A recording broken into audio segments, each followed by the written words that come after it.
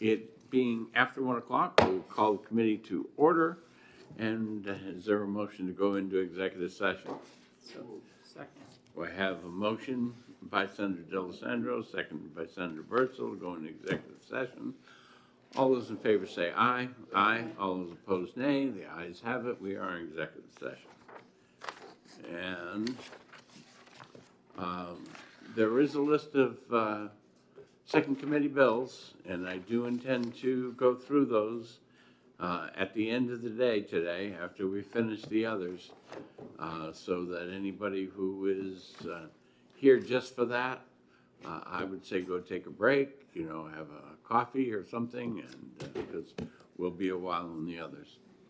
All right, so we've already finished page 1 on the list. We're ready for page 2 because they numbered the cover page, so.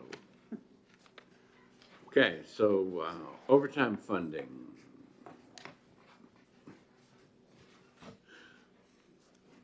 On page 2, item 1 is to restore overtime funding for the Sununu Youth Services Center that was removed by the House at a cost of $500,000 in each year of the biennium.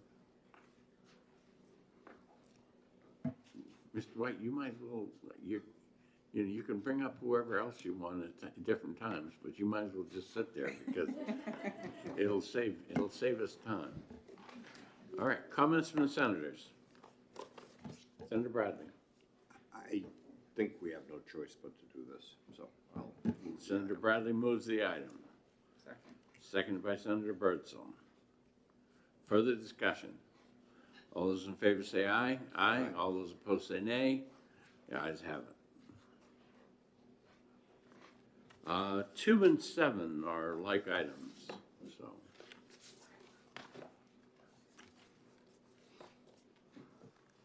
Two and 7 would fund diversion programs in FY25.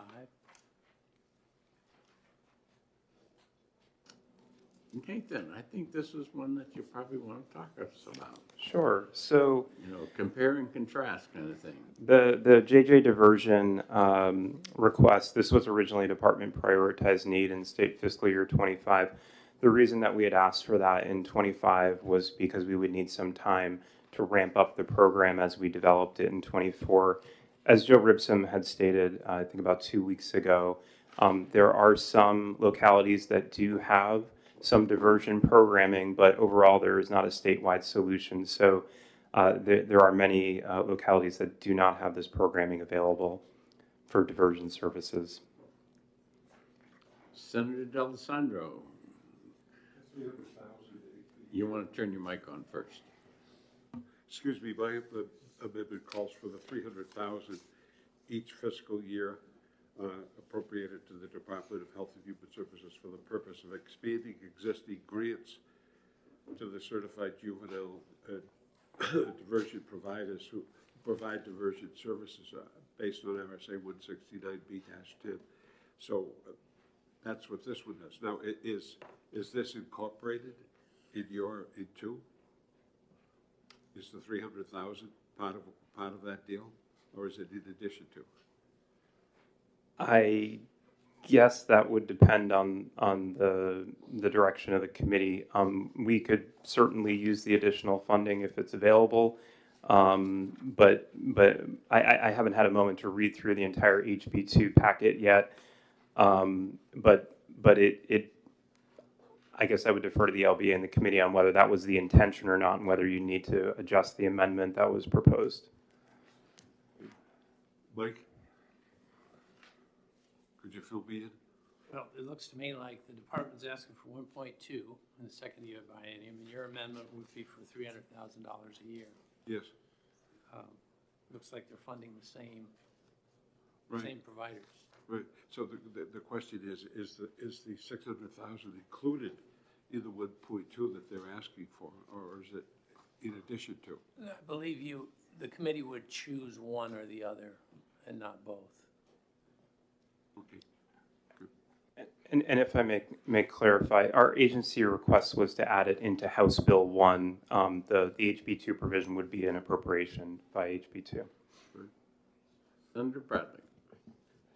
So what if we sort of split the difference, put $600,000, Senator D'Alessandro's number, into HB1 in '25 when they have the chance to ramp it up?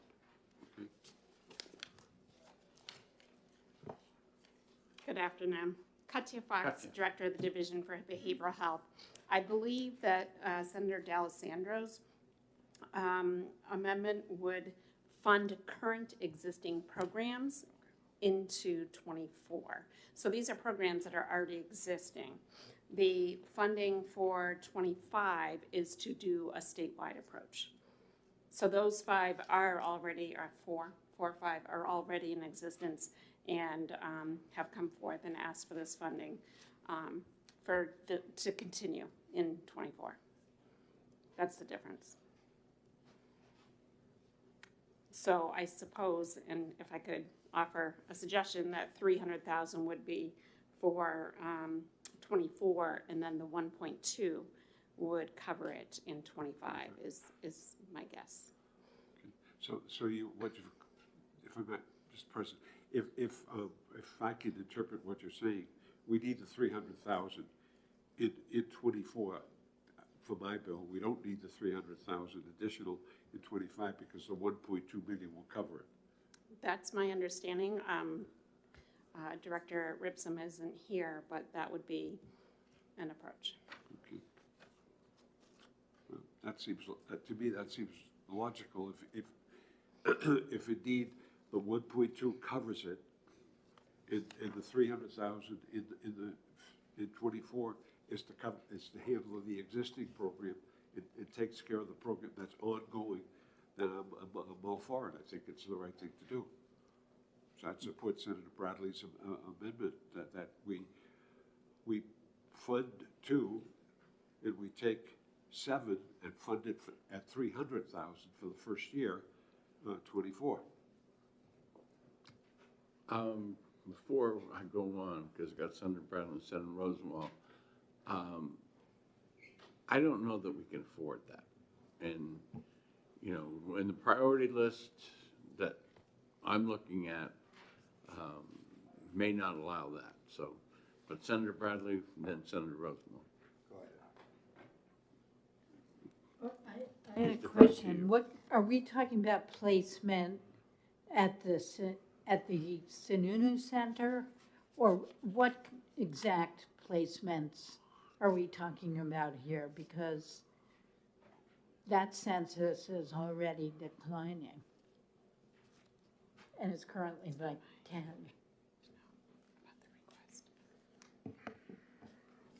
Is this part of system of care court-ordered placements? So the original prioritized need was, it was for diversion programming to keep kids from coming into the system, so to speak. So again, the goal is to prevent kids from ever entering the system. So it's not the residential placements that we're talking about, although that could be the location where those individuals end up. And the goal here is to prevent that from happening. Don't follow up. Follow up. I mean, isn't that already happening? Aren't we seeing that in the lower census?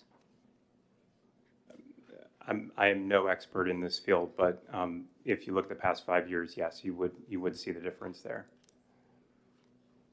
Thank you. Senator Bradley. So it's unfortunate Joe's not here, but I think he's always testified in the past that the diversion programs actually, at the end of the day, probably save money because you're keeping people out of the system. So I think the question is, what's the appropriate amount? So in my mind. Question from the chair. If I put the 300,000 on line 2, both years, does that allow you to fund some of the existing programs and do some of the statewide? I would honestly need to go back and have a conversation. This is the first that I've seen this HB2 amendment and haven't had a second to discuss with Director Ripsum. So I would just I need to take that back. Okay, we're going to hold item 2 and 7.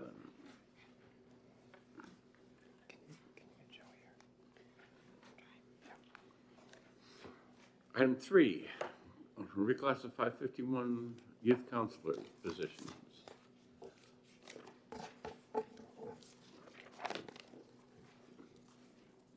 Sure. So this agency request, we do project having these additional expenses. We have been going through the process of reclassifying the youth counselor positions to update their job duties, education, and training requirements as those have shifted over the past several years. The requests that you see before you, these are the dollars that are associated with the increased salary and benefits that we're anticipating from that reclassification. When I do the math, I get like $39,000 per employee.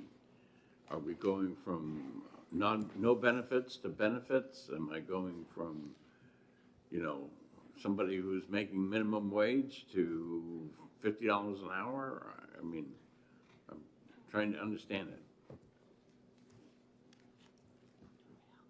Sure. Good afternoon, Lori Weaver. The reclassification positions for the YCs were part of a longstanding need to bring them up to the new model that we're having for the therapeutic model. So in that you have different levels of youth counselors, and you have supervisors in there, and you have rec therapists. So it's the amount of money that they're going to be going up hourly is competitive with outside providers of similar positions right now. They are underpaid by anywhere from $8 to $10 an hour currently. Senator? Thank you. Given that the census continues to be really low, do we still need this many youth counselors? Our census was 15 last week and potentially going up. So it's really hard to gauge that. Some weeks it can be low, some weeks it can be high. But we're basing this off of now, but also into the new model, that we need to have particular staffing ratios set for the new. 12 kids. Well, potentially more, but we're also talking about some of the most difficult kids as well. We're not talking about, this isn't youth residential care. I mean, this is secure care. So this has been worked on for quite some time in terms of the numbers even that we're looking at are a little bit conservative compared to what they could be in other places. Senator Bradley? So this is the YDC, not DCYF. Correct. And the number I gave you, the 39K, would actually be over the 2 years, so it'd be 20K a year for the people, but, that's still a significant increase for those. So. All right. Well, what does the committee want to do? Well, we hold this. Okay.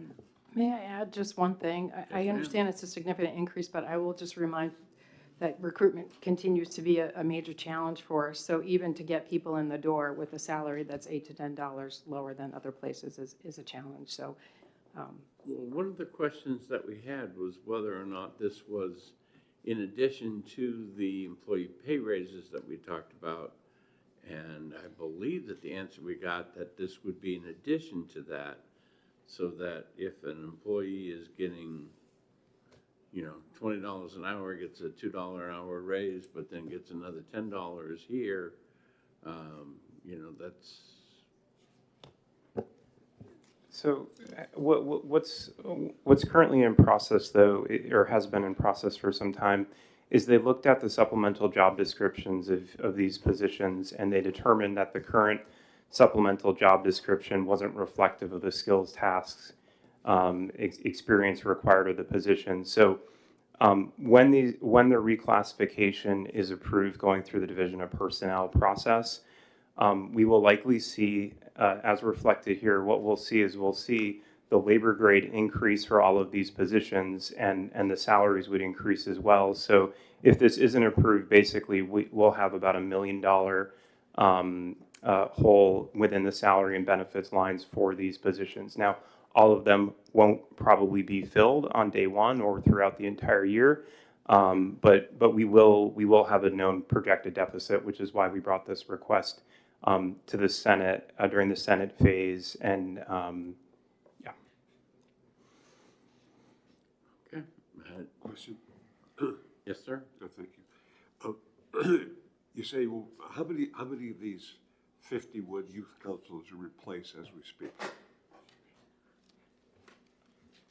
Filled? Actually filled, you mean, Yes, as of yes. today? I don't have that off the top of my head, but I would tell you probably roughly, I know we're still mandating overtime, so not all of them. Okay, further question? Certainly, So as is usually the case in state government, there's a time frame for bringing people in, and it's usually staggered, and you say, I think I can get so many at this point, so many at this point, and so many at this point.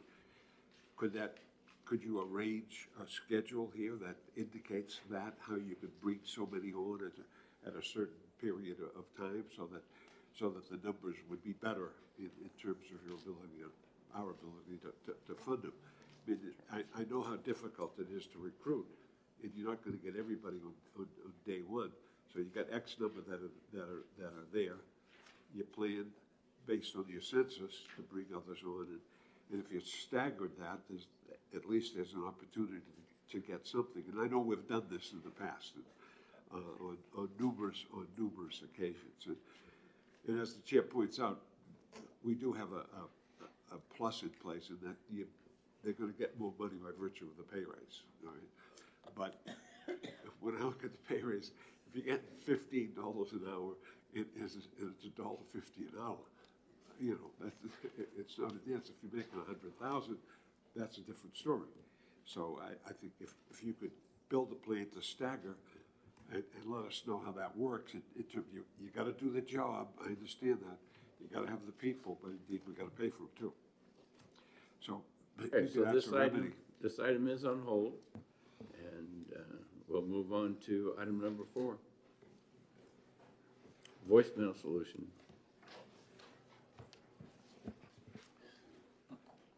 This is another agency request, so I'll defer to Mr. White.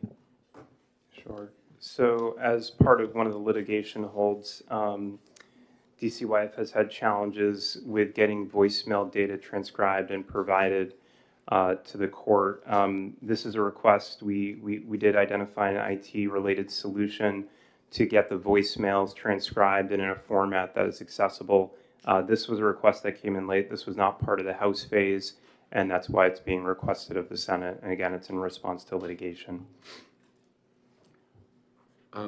But yet, on the priority list, it's a lower priority. Correct. So could you speak to why it's a lower priority? Or? It's a smaller dollar value. If we're able to identify funding, we would come back through fiscal and transfer funds next biennium. Okay, so the funds you would be requesting are only the general funds, the federal funds, so we're talking $165,000. So the original request was approximately $113,000, $82 or almost $83,000 in general funds each year.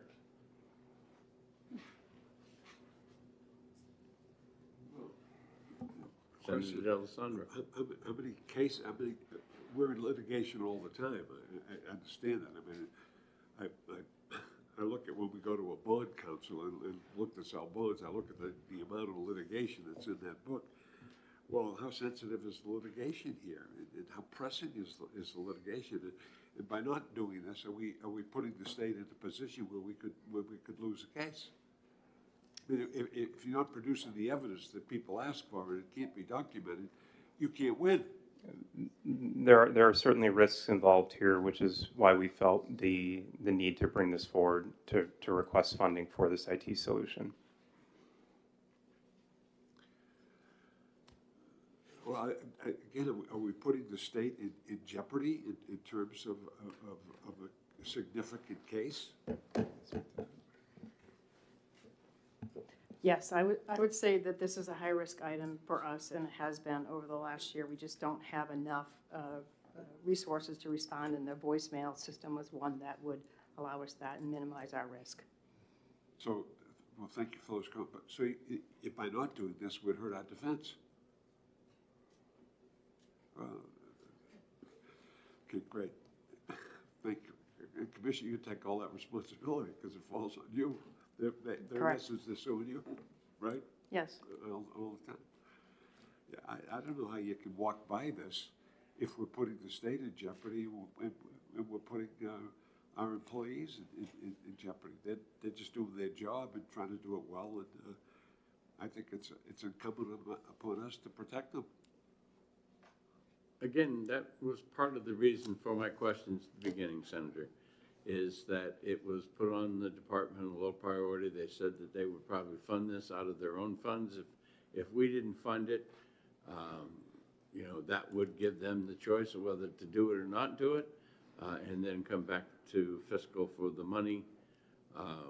With those, you know, I'm inclined not to take any action on this.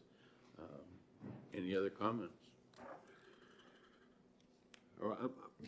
My inclination is to defend our employees, and again, I look, every time a bond issue comes out, I look at the number of suits that are pending against the state of New Hampshire, and that's becoming more, they are growing, and the most significant are in the Health and Human Services. Those are people that are suing us.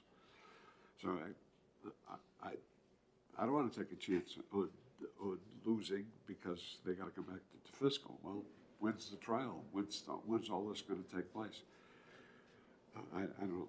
My intention would be to do something that aids our cause. Final comments?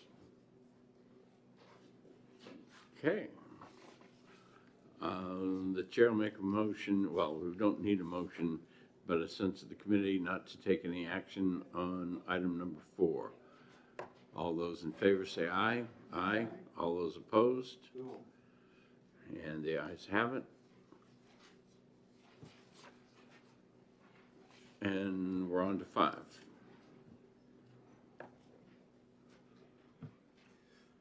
Number 5 is another agency request. It looks like some federal funds became available, resulting in less demand for general funds. But here again, I'll defer to Mr. White. Sure. So we identified it, as Mike Hoffman indicated, we identified additional federal funds that we were able to leverage for this purpose. So the request here is to reduce the general funds by approximately $670,000 each year. Okay, and if you come to fiscal, I really don't need to do anything except the savings. So if item number 5 is approved, it increase the federal funds and reduce the general funds. No further action from fiscal committee would be required in future years. But you're saying if this is not approved, could we come through fiscal? What I'm saying is the general funds would be approved and the federal funds you would get through fiscal. Yes, we could do that. Senator Rosemary, you had your hand up. Well, I mean, this may seem question, but given that answer, I guess I would move that we accept reducing the general funds and not accepting the federal funds, because we could do that part in fiscal. Other comments? Everybody understand LBA? Okay, all those in favor say aye. Aye. All those opposed, nay. The ayes have it. Number 6. This is again another one that I think that it's all federal funds. We can accept it in fiscal. Comments from any of the senators? Comments from the department? Yes, again, this is another 100% federal fund request for the addition of funding for an adoption services contract. Okay, and since this would have been an increase, then the sense of committee to not do this. All those in favor say aye. Aye. All those opposed, the ayes have it. 7 is on hold, so we're down to 8. Mr. Chair, Yep. I did get an email from Mr. Ripple on number 7. Yep, You said that would fund the diversion programs at the level they have been funded in the last two budgets, yep. and they're not funded right now, so you'd be restoring 300,000 that was appropriated in the last two budgets with that amendment. Senator Bradley? So, just to be clear, Senator D'Alessandro's amendment funds the existing programs, and if we were to go to the statewide proposal of the department, it would require the additional 1.2 million. Is that correct? I believe that's correct, yes. I'll move item 7.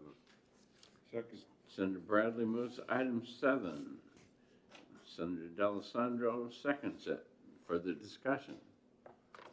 All those in favor say aye. Aye. All those opposed, nay. The ayes have it. The question is, since we put both 2 and 7 on hold, are we going to leave 2 on hold? Yeah, let's leave 2 on hold. Okay, 2 is still on hold. And now we're back to item 8. So I'd like to move Amendment 1465S and speak to it, Yes, if it ma'am. gets a second. For discussion purposes, sure, we'll second it. Okay, so this makes one change at the end of the paragraph that makes the appropriation consistent with the Senate's position in Senate Bill 1. As you remember, we appropriated funds from ARPA, and we had a phrase in there that said, funds appropriated to the project shall not be transferred or used for any other purpose. House Bill 49 really carried the bulk of Senate Bill 1 and did not contain this phrase. In addition, there was different appropriation language in House Bill 2 that the House put in that basically said ARPA funds and only ARPA funds, but also did not contain the language that was the Senate's position that we're giving the department this money to build a replacement center, and that is what they have to use it for. So the last clause, and any funds appropriated to the project shall not be transferred or used for any other purpose, is the Senate's position from Senate Bill 1. And that's the only change. Further discussion? Senator Bradley? I'll second the amendment. Okay. The amendment has been made and seconded. Is there any further discussion? All those in favor say aye. Aye. All those opposed say nay. The ayes have it. Moving on to page 5.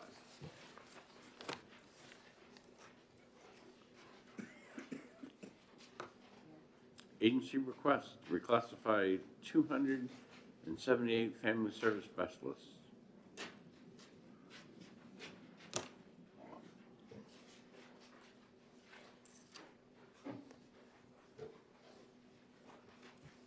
At 200, I should say, 2 million plus.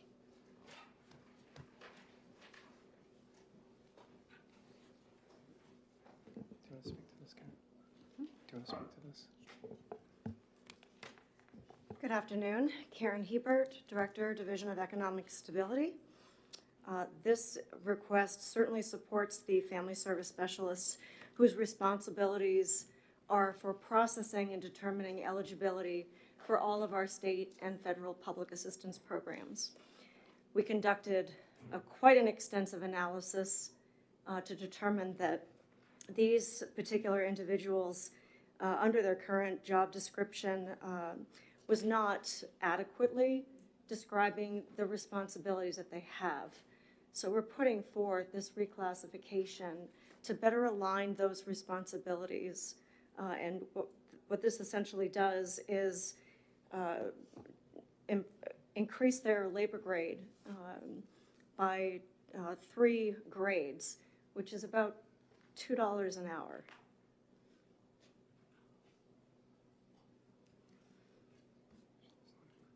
Senator Rosenwald. Thank you. Does a request like this normally go through the Joint Committee on Employee Classification? No, the Joint Committee on Employee Classification is for the unclassified positions under 94-1A. These are the classified positions within the state personnel system. Follow up? What's the vacancy rate among these? And did you ask the House for this? Yes, and the vacancy rate currently is hovering at 22.69%. And the House said no. I'm sorry? The House said no. This request was identified later as these positions had moved through the reclassification process, and we got indications of the costs associated with the potential labor grade upgrades.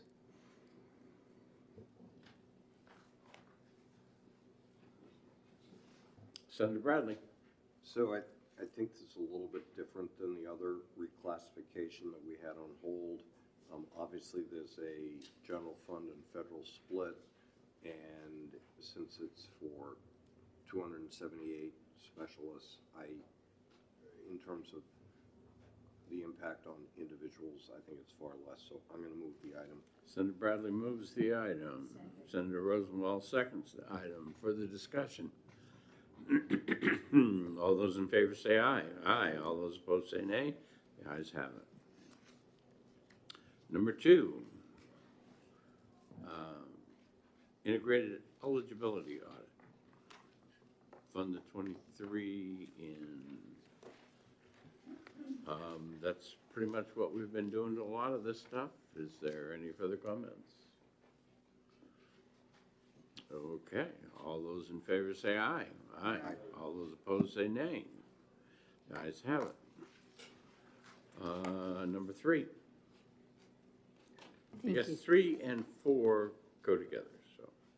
So number 3 picks Senator up, Rosenwald, you're thank you, recognized. picks up a section of Senate Bill 237, which passed the Senate, was laid on the table for the budget process. It sets up the Child Care Workforce Development Fund, which lays out how monies could be spent. When the Senate laid the bill on the table, it had a $1 appropriation. And the child care community asked Gopher for $30 million. They did not get it, or have not yet. This request picks up the language in the bill that sets up the fund, keeps that language, that's the Senate position, and funds 50% of what the request was, but out of the current year surplus, making it not lapsing through the biennium. I don't know if what you did is exactly the same. Senator. So,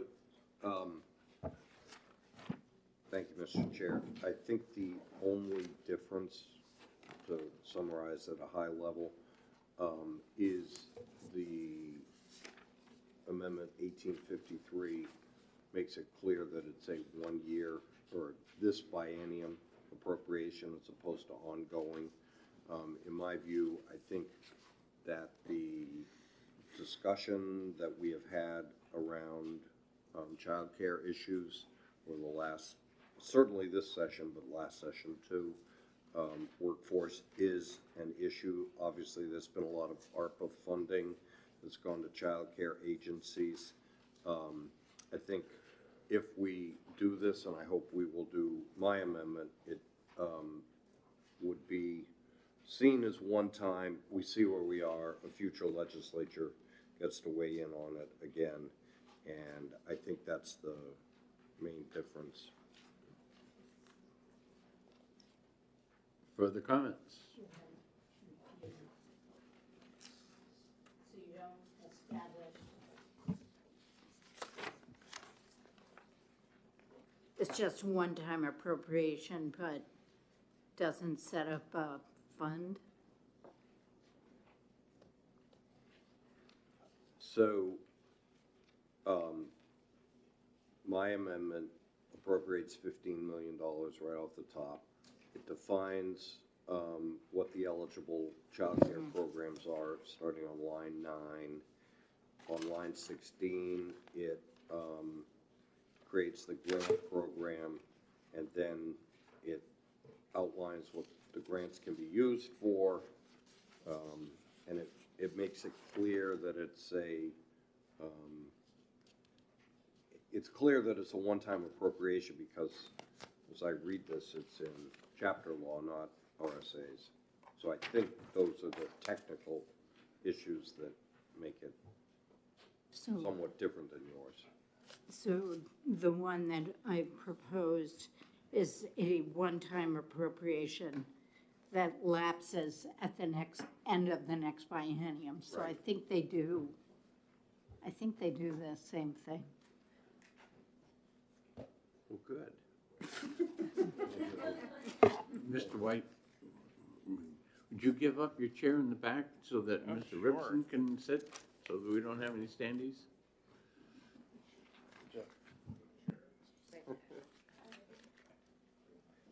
I'm not supposed to have standers. So we just want to give you a chair.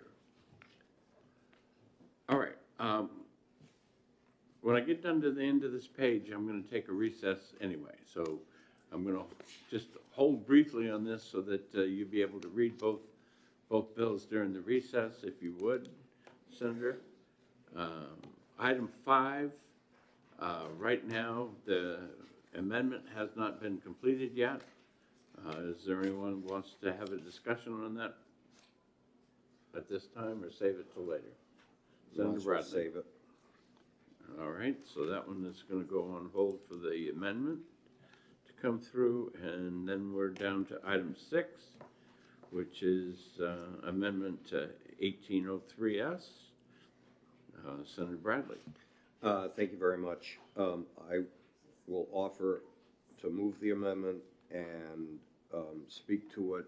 I think that Mr. White and others have outlined for the Finance Committee the importance of maintaining, I believe it's $38 million in TANF appropriations. Obviously, we're using TANF for some of the other child care issues that the House authorized. So I think it's pretty important that we protect those federal funds, and that's what this is designed to do.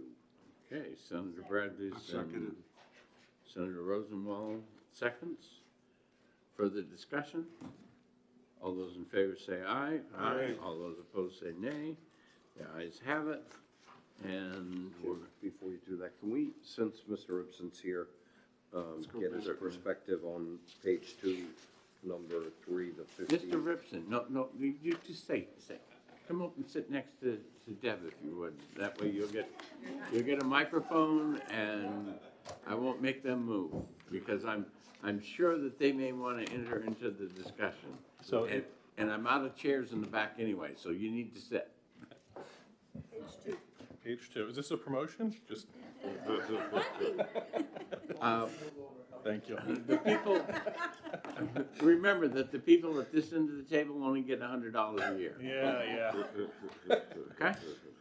Good point. Joe Ripson, Director, DCYF, thank you. The item had to do with diversion. I'm not sure what the. Sure. Joe, there were 2 questions. First, item 2, there was a question just around the programming there, and then there were also some questions around item 3 relative to the reclassification of the youth counselor positions, and whether there were, I'll stop there. Go ahead. Okay. So item number 2 is for the purpose of, so as folks here know, we now do an assessment on young people as they enter the juvenile justice system prior to them having court petitions filed, so kids have contact with law enforcement. Then we do an assessment, a CANS assessment. That CANS assessment comes up with recommendations 72% of the time, alternative to court involvement, so keeping kids out of court. One of the common dispositions there is a recommendation to a diversion program. What the diversion programs do is kind of a restorative justice process, working with the young people, working with victims to try to come to some type of solution to kind of heal the harm that was caused by whatever harm the young person was involved in. Right now, those programs are funded pretty much exclusively by local funds, which means that we have some parts of the state that have really wonderful programs, and we have some parts of the state that have no programs. And now that we're doing a statewide assessment, that gap has become pretty glaring because we have kids that are appropriate for that intervention as an alternative to court, but it's not available in their communities. So the idea around this was to put out a statewide procurement to develop a statewide network of diversion programs to support the same type of program for kids in every corner of the state, to make sure that we don't have those inequities for kids who live in particularly the western and northern parts of the state that don't have access to those programs. Places like Manchester have pretty strong programs, and some of our more urban centers have pretty strong programs, but a lot of our more rural centers do not have programs at all for those kids. Senator Bradley. So, the question that I asked when you weren't here, the cost of doing it versus the cost of not doing it, and trying to have some sort of idea of the savings that we're likely to generate by diverting people out of the youth detention center or other programs. So if you could comment on that. Yeah, I mean, it's difficult to calculate, you know, dollar for dollar what that is, but obviously the cost of high-intensity services like SYSC or residential programming and things like that are far greater than the cost of a diversion program, where you're essentially paying for a staff person to do this type of collaborative work, and they can serve, you know, scores of kids a year with one person, as opposed to, you know, those deeper end programs. So certainly it's far less expensive for the kids that it's appropriate for. I do want to be careful that it's not a panacea, right? This is not a program for every kid with every type of behavioral health care need and things like that. You have the system of care and other things. So this is really a good type of program for kids who are involved in you know, delinquent behavior, but don't have those other kind of underlying complications around behavioral health, substance use disorder, and things like that. Follow-up, Senator Bradley? Okay. We are in recess for 10 minutes.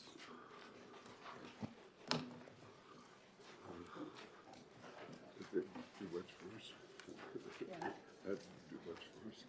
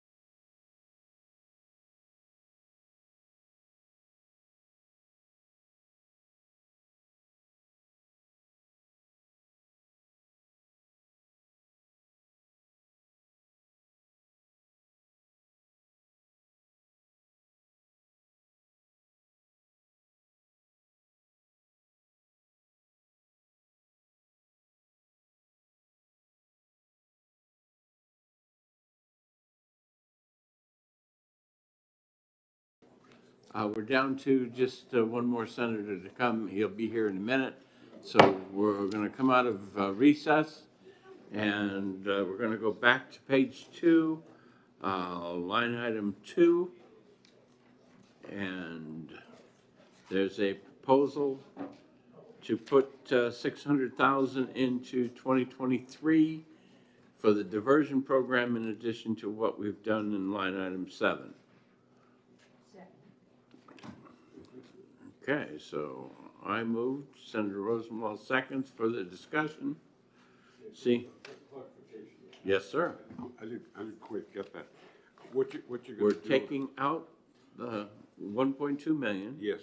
out of okay, 25. Right, We're gonna go take half of that and put it into 23, right, 600,000. 600,000.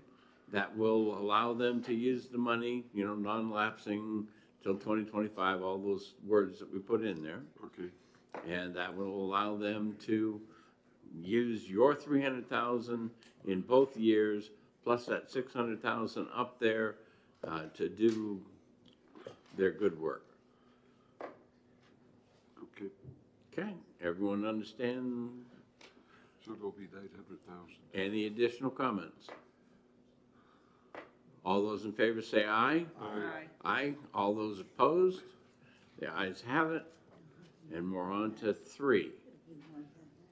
Proposal on 3. I would move 500,000 in 24 and 25 for both lines. Okay, so on line item 3, is there any further comments, questions, discussion? 500,000 in each year? 500,000 in each year, just over half. Second. Yes, ma'am. Does that mean we'd be reclassifying half of the positions? Or what would the practical effect be? Going back to what Senator D'Alessandro was indicating earlier, we would have some vacancy drags. So some of those positions wouldn't be fully funded, and if they were vacant, we would have otherwise lapsed those funds anyway. So I think the point is that Senator. my conversation with Nate before our last recess, 500 would be sufficient to do what you need to do. yes. Seeing no further discussion, all those in favor say aye. Aye. All those opposed say nay. The ayes have it. All right, moving on to page 5.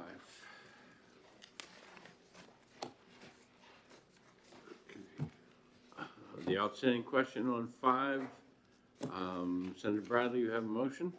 So I would move, 1853S. 1853S. Second. We have a motion and a second. Discussions. Yes, so I've compared the two amendments. The funding is really exactly the same. It's $15 million out of surplus. It lapses at the end of 25. The difference really is that Senator Bradley doesn't create a fund, and by giving the money to the department directly may get the money out there faster. But my amendment has a very short section on page 2, which I think is really important because the childcare crisis is not likely to go away quickly. And we've heard about it consistently as, along with housing, Medicaid expansion, Medicaid rates, from employers that they think these are all important workforce pieces. On page 2 of my amendment, which is on page 8 of the packet, lines 23 through 25, don't spend any more money or commit anything except require the department to incorporate a request in their upcoming budgets. That way we'll collect some information on how well it's working, and we'll know what it would cost. And so if we are willing to incorporate that into Senator Bradley's amendment, I'd be willing to withdraw mine. So, I'm okay with this. I think the department would be likely to do that in any case, whether it was my amendment or with that provision in, they'd probably be doing it without it in, so I'm okay with it. Okay. Great. Further discussion? We're voting on 1853S. All those in favor say aye. Aye. All those opposed say nay. And the ayes have it, and we're taking no action on 1782. But we are going to have a committee amendment to add that one sentence. Committee amendment to add the one line. Right. Okay. Off of page 5, there was an inadvertent deletion or omission. We should have had an item 7 with amendment 1557S. We'll need the box scores so that This amendment has to do with the child care scholarship and the cost share. So for families below 100% of, greater than 100% or below 138%, there would be no cost share. okay. It's Senator Rosenwald Yes, thank that you. asked for this item, right? Correct. And unlike in the original Senate Bill 237, this is funded out of that $67 million of TANF funds. And I would you're just saying- add, So so under the there's no general fund cost, SOF should be other. other, The amount in 23, Sorry, $1.4 million is projected. 1.4 million in 23, and 24 and 25. In 24 and 25 would be the cost, not in state fiscal year 23. I just, Yes, all right, so how If- much in 24? 1.4 million, And in 25, the same? same. And if I could just make the point that these funds do not go to the recipient, they go to the child care centers. So it's also helpful for the sustainability and capacity of our child care, which we know is hurting. Senator Bradley. So we can go forward with this now, I suppose. I'm assuming, seeing Representative Wallner here, this was always the intent of your amendment in the House that just never got added into HB 2? Okay, and it's all TANF reserve funds? And That's correct. okay, all right. Well, I guess, Yes. rather than debating this and holding it, I will move that we adopt the amendment. Senator Bradley moves adoption, Senator Rosenwald seconds. Further discussion? All those in favor say aye. Aye. All those opposed say nay. Ayes have it. How easy it is to spend almost $3 million, right? Okay, moving on. On page 12.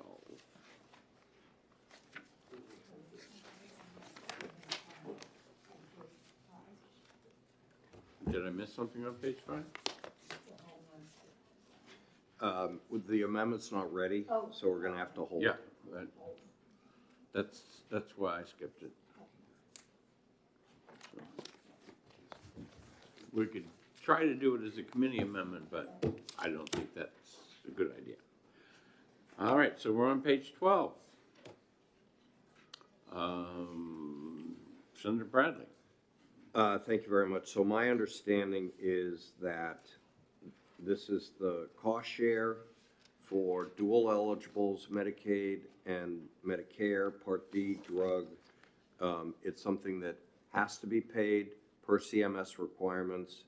So I guess in the past, you've gone to fiscal to transfer funds, but we know this has to be paid, and this is an accurate estimate. So I think that my sense is, given the other savings that we've been able to take, and we're going to get to some of them in a minute, that we really have no choice but to do this if people are going to be dual eligible for Part D. Did I get everything? Yes, that is correct. In the current biennium, we didn't have sufficient funds budgeted, and we recently came back through fiscal to transfer $10 million for this purpose. Senator Bradley moves item number 1. Senator Rosenwell seconds. Further discussion?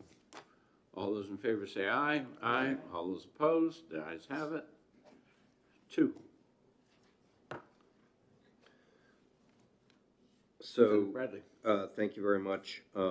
Nate's been through this with us. This savings, which are significant, obviously, are a result of decreased traditional Medicaid caseloads, and thank you very much for the savings. Senator Bradley moves. Second by Senator Pearl. Further discussion? All those in favor say aye. Aye. The aye, any noes? The ayes have it. Moving on to 3. 3 also, you have to look at 11 also for 3. Because the amendment that they talk about, 1794, or excuse me, 1798, is covered in 11. 11 doesn't have the money attached to it. The money's up in 3. And Senator Bradley, it looks like you're ready to talk. All right, so this is pretty complicated. It's been explained to me by Nate probably half a dozen times, by Mr. Kane probably a dozen times, so let's see if I can get it right. So the governor, in his budget, asked for a straight 23 appropriation. The House did it differently, using lapsed dollars, and so there's a lot of moving parts here, but by appropriating the money in the way that Mr. Kane has suggested, it'll show on the surplus statement, and these other numbers fall into place. Did I get that right? Yes, the governor originally funded this by HB2 out of state fiscal year 23 surplus with the authority to accept matching federal funds. The House took the dollars and they treated them as restricted revenue, added them into HB1, where you saw essentially the $85 million for maintenance over the biennium. This action would take those out of HB1 into HB2, and then that would be accounted for in the surplus statement. Further discussion? Senator Bradley moves amendment 2023-1798 and items 11 and 3. Seconded by Senator Pearl. Any further discussion? All those in favor say aye. Aye. All those opposed say nay. The ayes have it. Item 3 and 11 are adopted. Item 4, agency requests to reduce general funds increase. Sure. In our original agency budget, we had submitted funding for our strategic efforts contract with A&M at approximately 50-50. When we were recently looking into this, we discovered that we're able to leverage federal funds at a higher rate, 90-10, for some of the services provided via the contract. We've submitted an APD, it's an advanced planning document, to CMS, and then this action here would reduce the general funds and increase the federal funds that we'd be able to leverage with approval of that APD, which we fully expect. Okay. Further discussion? I'll move the item. Seconded by Senator Bradley. Further discussion on 4? Seeing none, all those in favor say aye. All those opposed, nay, and the ayes have it. 5. 5 is $1 million. This is a recent issue that has arisen. CMS has been asked to keep their budget steady at the federal level. As a result of that, they're going to be pushing some costs back on the state. This particular cost that we are projecting, this is associated with utilization of an eligibility system that to date has been free for states and other territories to use to confirm an individual's income eligibility. This is our best estimate at this point in time. The actual details are still being developed. I do expect the cost to potentially be more than this, but this is our best estimate with what we know right now. The question that I would have is the placement in 25 when it says beginning in July 1st of 24, which wouldn't give you time to do anything with the money before you may have to already start doing it. Am I wrong? So state fiscal year 25 between July 1, 24 and June 30th of 2025, we would expect to have to start to make those costs beginning in July based on the information we know now. What I'm saying is that if you're changing computers, you're doing other things, it would seem that you would want to move those costs to the year ahead to get the computer systems all set up. You don't need that? So it's a payment that we'll have to make to CMS. There's no IT changes on our end that are required. I'll move the item. Second by Senator Birdsall. Further discussion? All those in favor say aye. Aye. All those opposed? The ayes have it. And we're down to 6. Senator Bradley, your name is on this one. It's Amendment 1634 removes from HB2 15,740, 786. That's the change in. Okay, so thank you very much. A lot of discussion on this issue. The governor, when he submitted his budget, called for Medicaid rate increases of about 3% or $17 million per year. The House approved a figure with a sort of spreadsheet developed by Mr. Monahan at $134 million.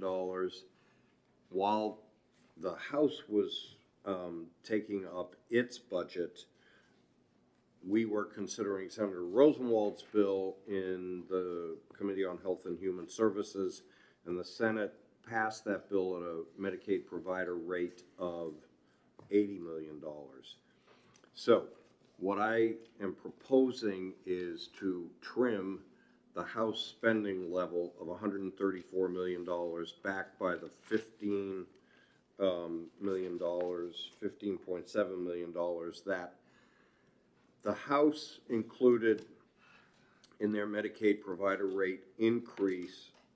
This extra money, or the $15 million, for enhancement of rates at the discretion of the department on a short-term basis. I think that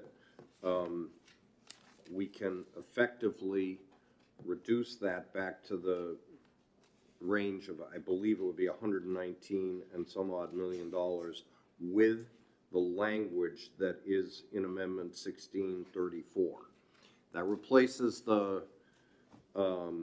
formula developed by Mr. Monahan, and it does give discretion to the department to allocate this $120 million of new provider rates, but it does it in such a way that creates what the federal government and CMS require of parity among different services. And that's probably the simplest way of trying to explain this amendment. So the funding level will be about $119 million, which is roughly somewhere in the range of 11 to 12% provider rate increase. I think of all the things that this committee will consider this year, we've got several huge items: housing, childcare, pay raise for state employees, education funding, and Medicaid provider rates. If we don't, at least in my opinion, make a pretty concerted effort to enhance our Medicaid provider rates, our healthcare system, and everybody that depends on it is going to suffer. It's a huge appropriation of dollars. We're putting a lot of faith in the department, but I think they deserve our faith being put in them to allocate these funds appropriately. They, better than any of us, understand the pressure points that the providers are facing, and they will do it in a way that complies with the parity requirements of CMS and the federal government. So I would move this item. Senator Bradley moves the item, seconded by Senator D'Alessandro. Further discussion, Senator Rosenwald. Thank you. I wish I could support this. We've just removed over $100 million of general funds from the Medicaid program for caseloads and the wind down. This removal of $15 million more is really more than $30 million that we're removing from rate increases. And I know that the Senate's position on Senate Bill 86 was less than what we still have in here. But I also know that the providers had said what their real need was more like 200 million of general funds. And I'm really concerned about this. I think we have the revenues to do it. We do have the revenues to do it in the next biennium, and I would hope that we would have the will to continue with this important workforce piece. Thanks. Okay, seeing, Senator Bradley. No, it's okay. Seeing no other discussion, the motion is on Amendment 1634S. All those in favor say aye. Aye. All those opposed say nay. Ayes have it. And 7. I'm going to move 7 to move the $200,000 in both 24 and 25 into 23, so the total would be 400,000. Second. Comments, Senator Gray, questions? sorry, Mike Kane just snuck in here. Did I do the right thing or wrong? You thing? did. We did actually get the amendment back that combined rows 7 and 8 just now, so we can hand Okay. that out. So if we've gotten, the amendment number is? Amendment number is 1876S. Okay. Before we vote on that, we should have copies for the senators then. Yes. So what would be in the amendment is moving both the 400,000 we just talked about plus the 850,000 from line 8. And the amendment Yes. as advertised is 1876.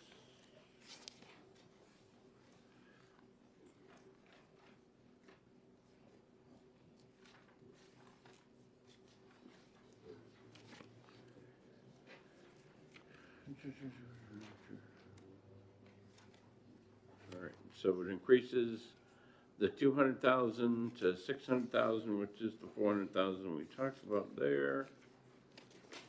And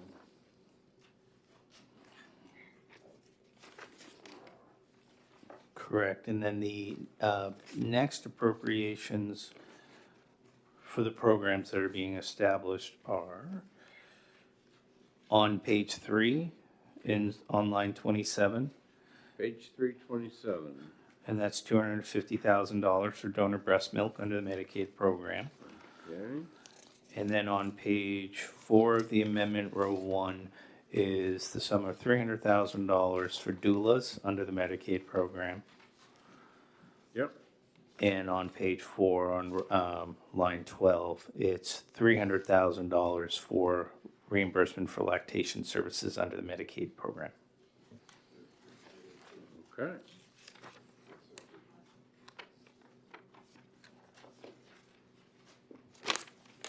Questions, comments?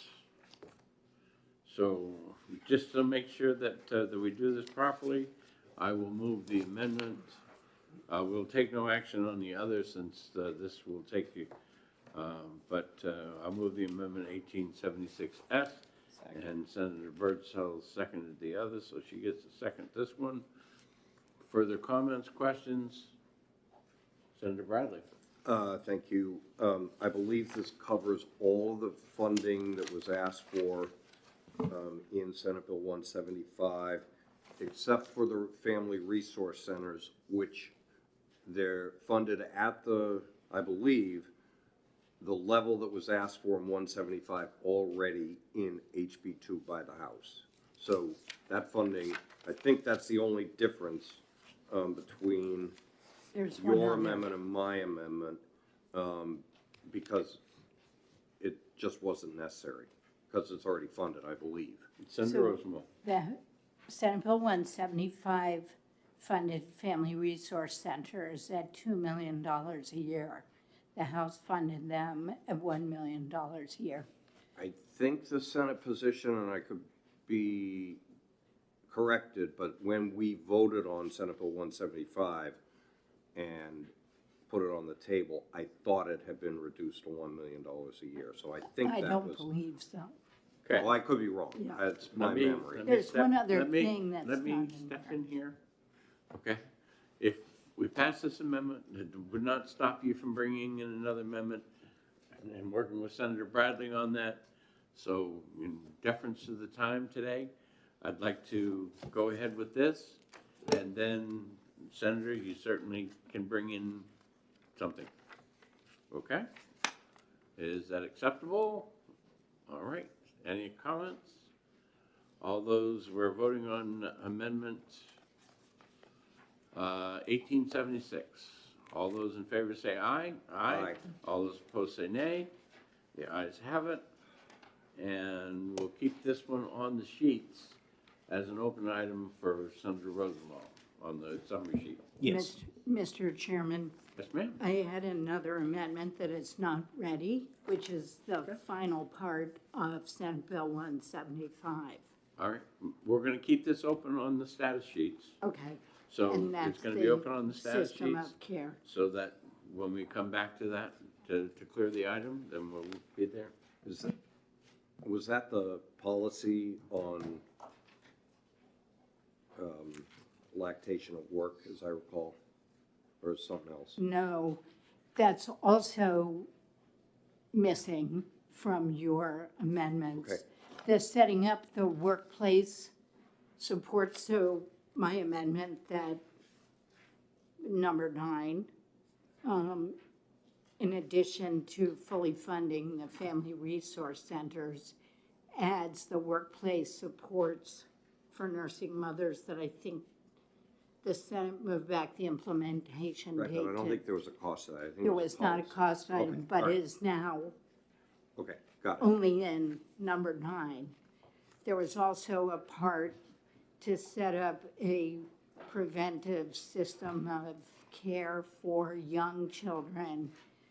And I'm getting an amendment to partially do that, but it is not ready yet. Okay. Okay, so we'll take those up when we take up those items. All right, so moving on, we're up to number 9.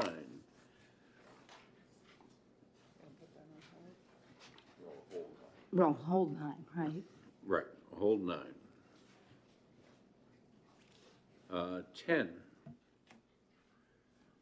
Senator Bradley. Yeah, so this is an agency request I don't know if it's an amendment or not, but the unwinding of 1794. the Medicaid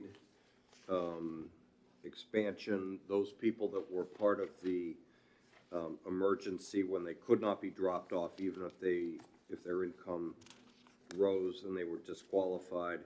The department, I think, has done an excellent job, quite frankly, of outreach to those folks.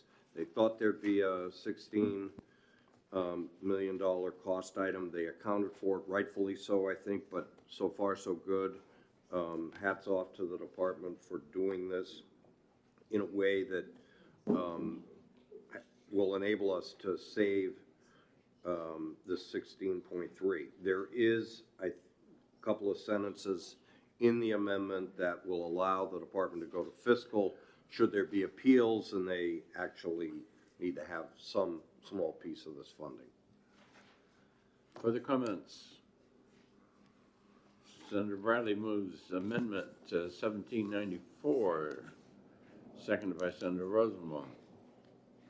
Further discussion? Seeing none, all those in favor say aye. Aye. All those opposed say nay.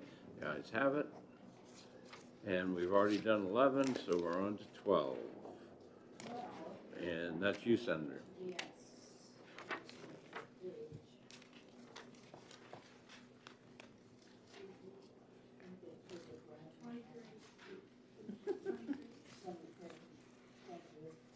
So I'd like to move Amendment 1388S.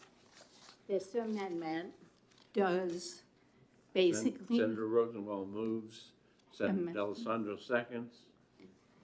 So this amendment basically does what we did with the Centene settlement to fund Medicaid dental, which was Medicaid money.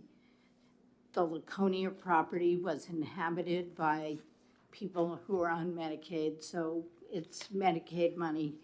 This amendment says when the sale eventually goes through, that the net revenues would be appropriated to the Medicaid dental program. As Senator Bradley has often made the point, we need to figure out a way to fund it and make it sustainable. So I've heard rumors that you have other plans for this money, but this does what you've suggested we should be doing. So I hope you will agree with me. Senator Bradley. Well, I'd be willing to put this on hold, I guess, but I would say I don't think it's necessary.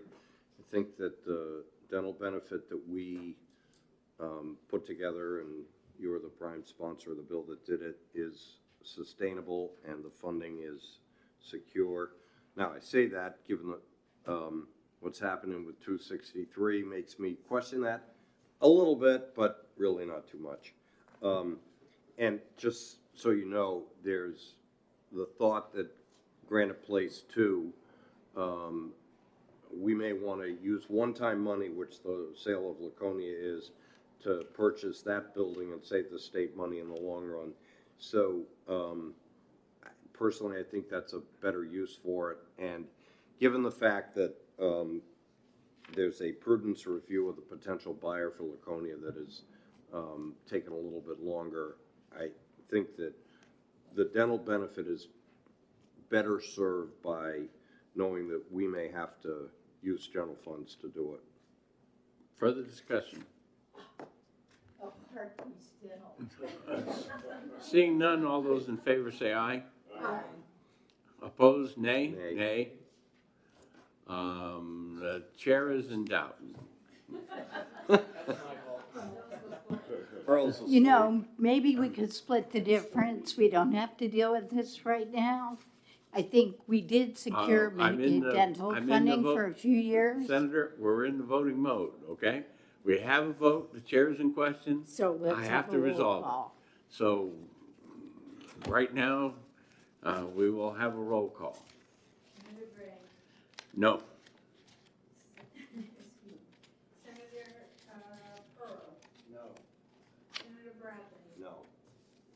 Senator Birdsall. No. Senator Rosen. Yes. Senator Alexander. Yes. Okay, the nays have it.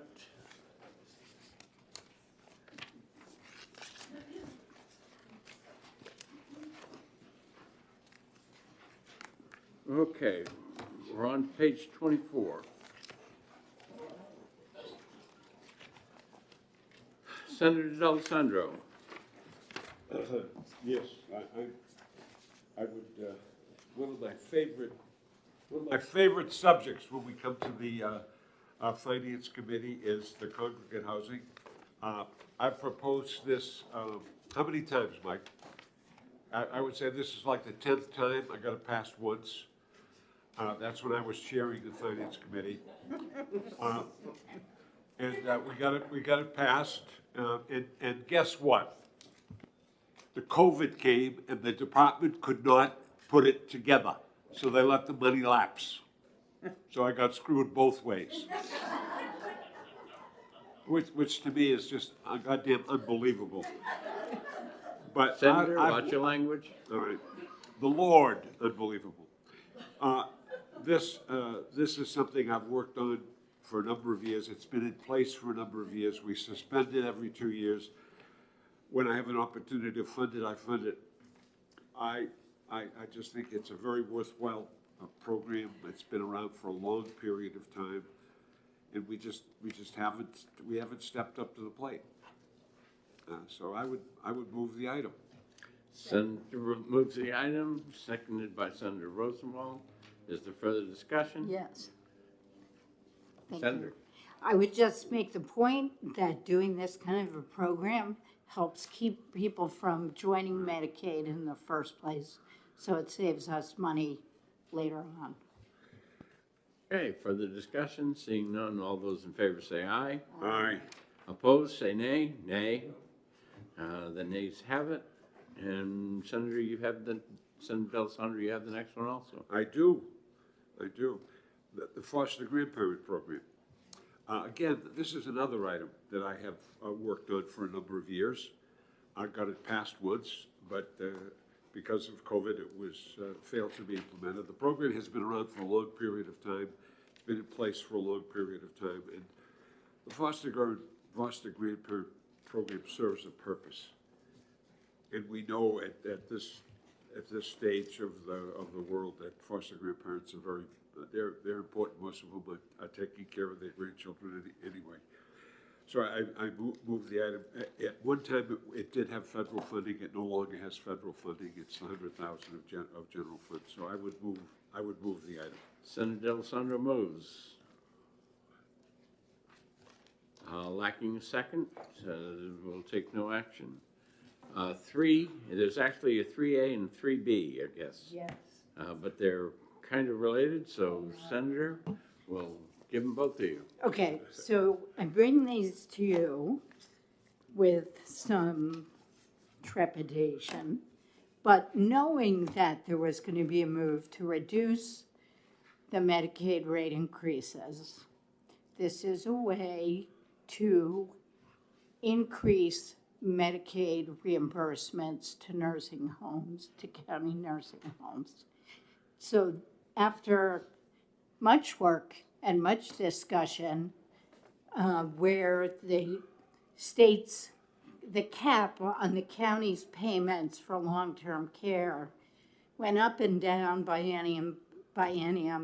1 year, the governor proposed increasing the county responsibility by like $18 million. We finally settled on a 2% growth rate per year, which amounts to a very small percentage on someone's property tax bill. So it's been, I think, for the last biennium, it was 2%. The House suspended that provision and held it flat for both years. 3A and 3B look at what we could do if we kept current law and allowed a 2% increase per year, and realizes that that would raise about $16 million for nursing home Medicaid reimbursements. 3B looks at a 1% growth rate per year and it would be half of that. I think it's responsible, and I offer 3A and 3B for discussion. Okay, just a procedural question.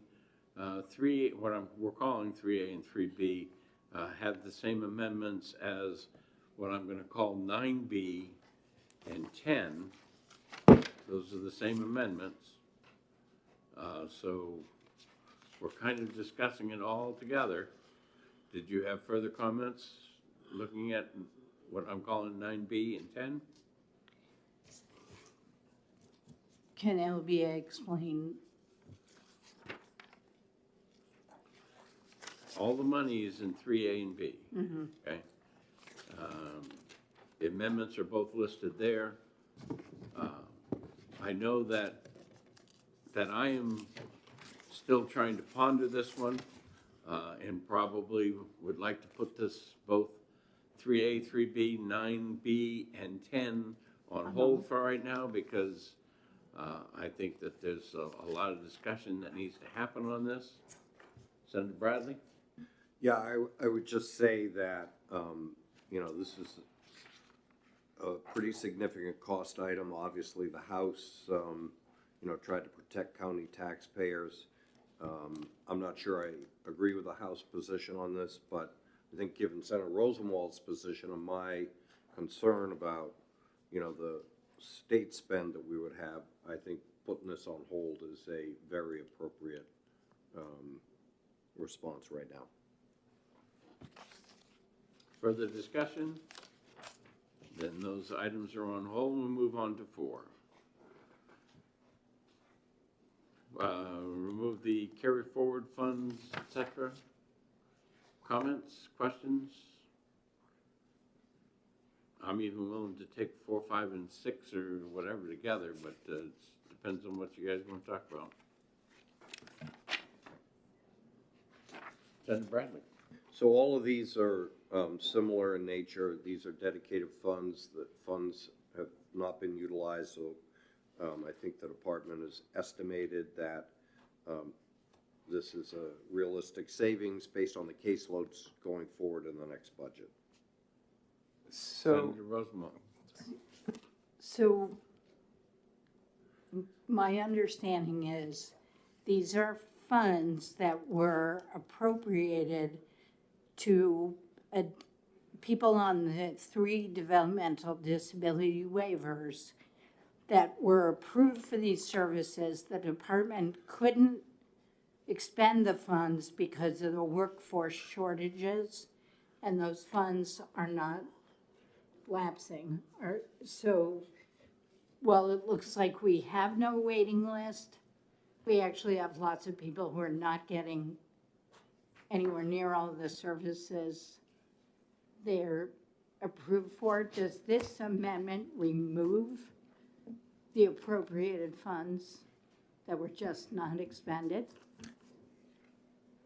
So this is actually a little bit more complicated than all of this. So basically what the House did, let me back up. So the 3 accounts, the DD account and 7100, the in-home support services and the acquired brain disorder accounts, they are all continually appropriated and non-lapsing. So if funds are appropriated in this budget and they're not expended, then those funds would carry forward into the next biennium. During the House phase of the budget, the House took the equivalent amounts that you see here for the other funds. And what they did in an HB2 provision is they treated that money as restricted revenue. So instead of those funds being lapsed from this biennium to the next, those funds would be brought into the budget, and so there are corresponding HB1 increases in other funds with a corresponding decrease in general funds. So right now, as HB1 as passed by the House exists, the $25 million, the $900,000, and the $2.7 million, the department can technically not earn in our budget. So essentially, we would be out both the other funds here and the federal matching dollars. I would not be able to earn that. And I think at the time during the House phase, everyone in the room understood that the legislative intent was clear. But when the department went back and consulted with the Department of Administrative Services in coordination with the LBA, we determined that we could not earn those dollars. So what I'm requesting here is that these funds be removed from HB1. It'll actually decrease the budget, but per RSA 171A, those funds will actually be carried forward and be able to utilize in the subsequent biennium. And that's part of the statute for these funds. That's the intent, because there are ebbs and flows. And yes, there have been challenges, to your point, Senator Rosenwald, relative to there being providers available in the community to provide those services. But this action would allow these funds to still be utilized in the future biennium. And hopefully with those rate increases, We're in They will recess for be. 2 minutes. So they'll all, these funds will all be available.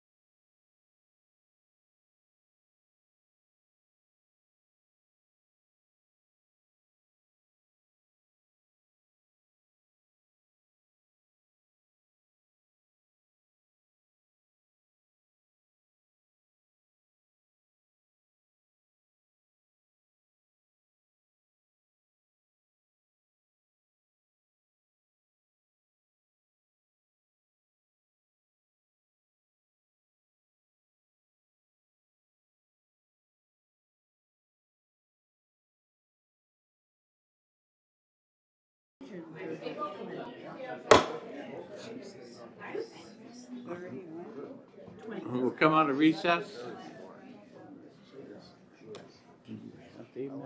Yeah, they have Okay, so let's go back and finish up on what we were doing on 4, 5, and 6. Okay, is there any further discussion? Just, Senator Bradley? I just want to make sure that everybody understands that if we accept these items, there is no diminution of services to people, whatever the 3 services are, DD, brain disorders, et cetera. And you're shaking your head, say yes after me, please. No diminution of services. Yes, that is correct. This is a bit of a unique situation where by reducing, you are actually increasing. All right, so I'm going to move items 4, 5, and 6. Second. We have a second from Senator Birdsall. Further discussion, seeing none. All those in favor, say aye. Aye. All those opposed, the ayes have it. 4, 5, and 6 are accepted. Number 7.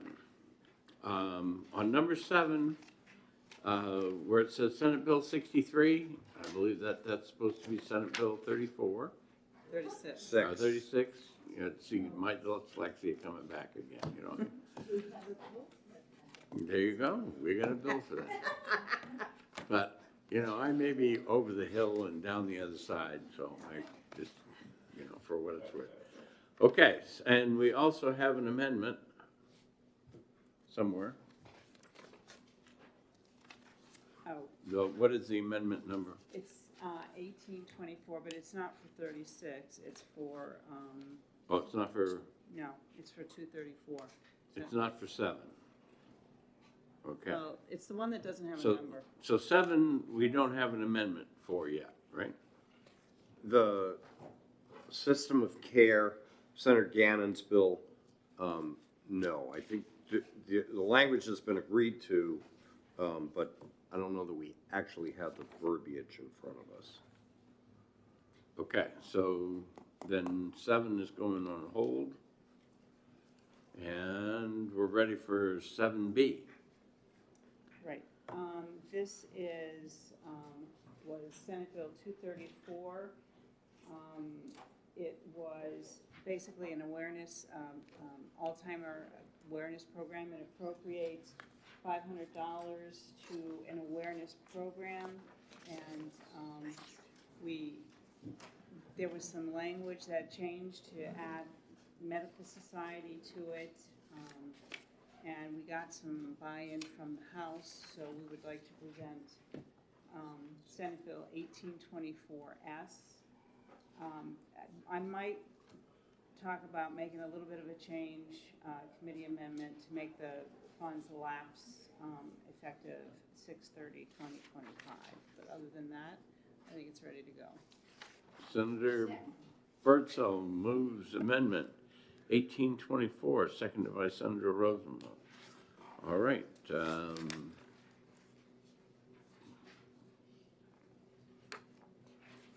Once he gets seated again.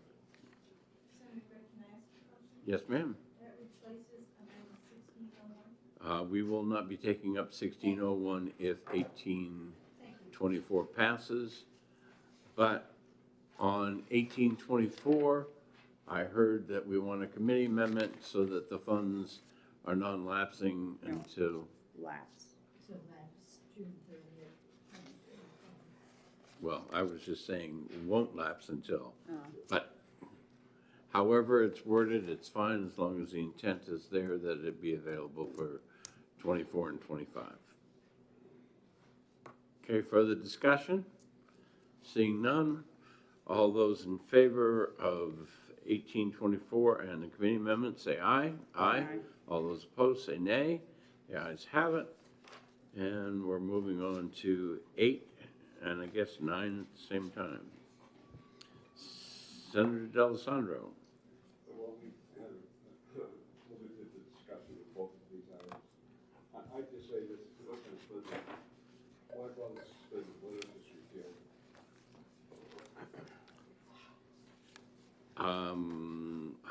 certainly willing to put these on hold or to have a committee amendment that would do the repeal.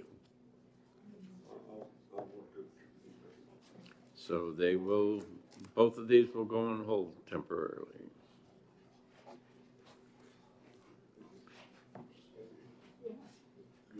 Okay.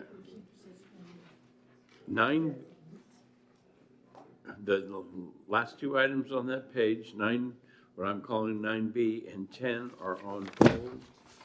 Yes, and there will have to be a House Bill 1 footnote about those two, that will come back when we, Are Come you back to talking them. 9B and 10, or are you talking 8 well, the and whole 9? county cap, Yeah, yeah.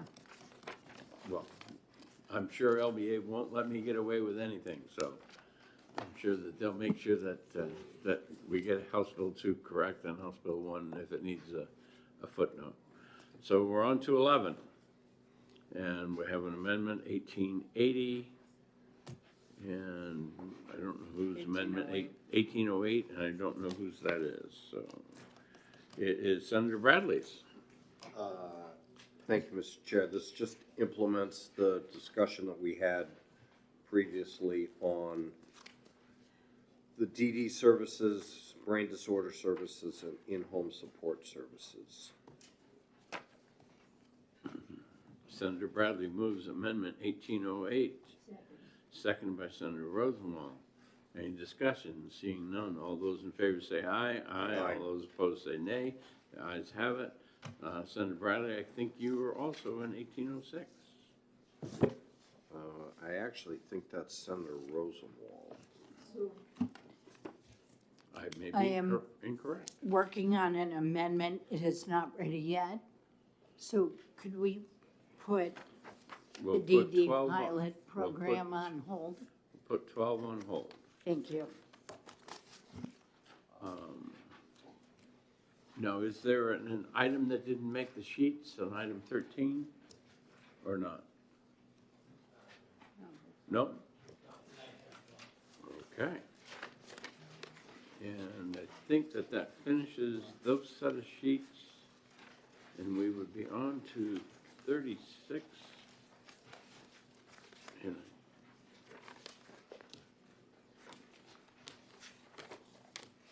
And we will be in recess for 10 minutes.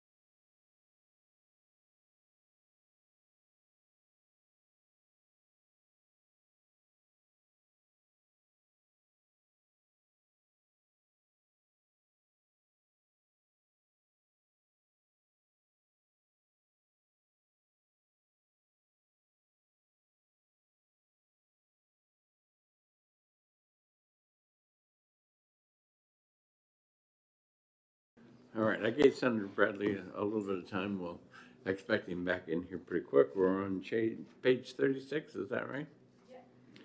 Okay, page 36, item 1. And you're just asking to move money around? You could go to fiscal, but I guess I'll move items 1 and 2 combined. Second. And second by Senator Rosenbaum.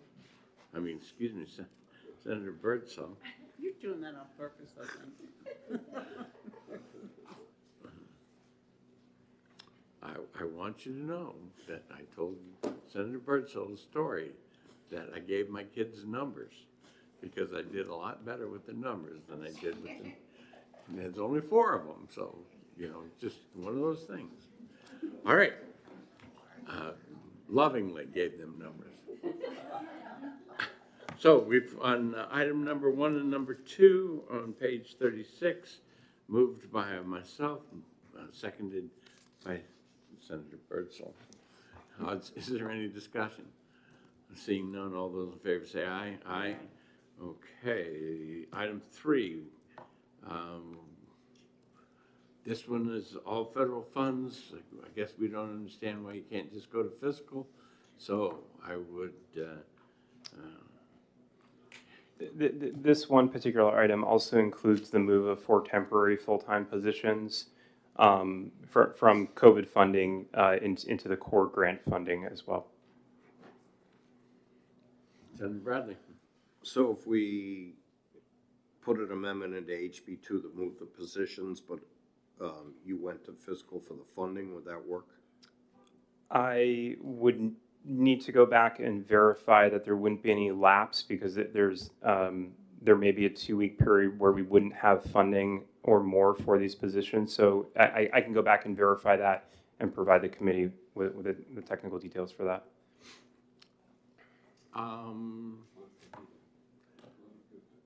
Well, Why don't certainly, we hold it? and we will hold this one. Item 4.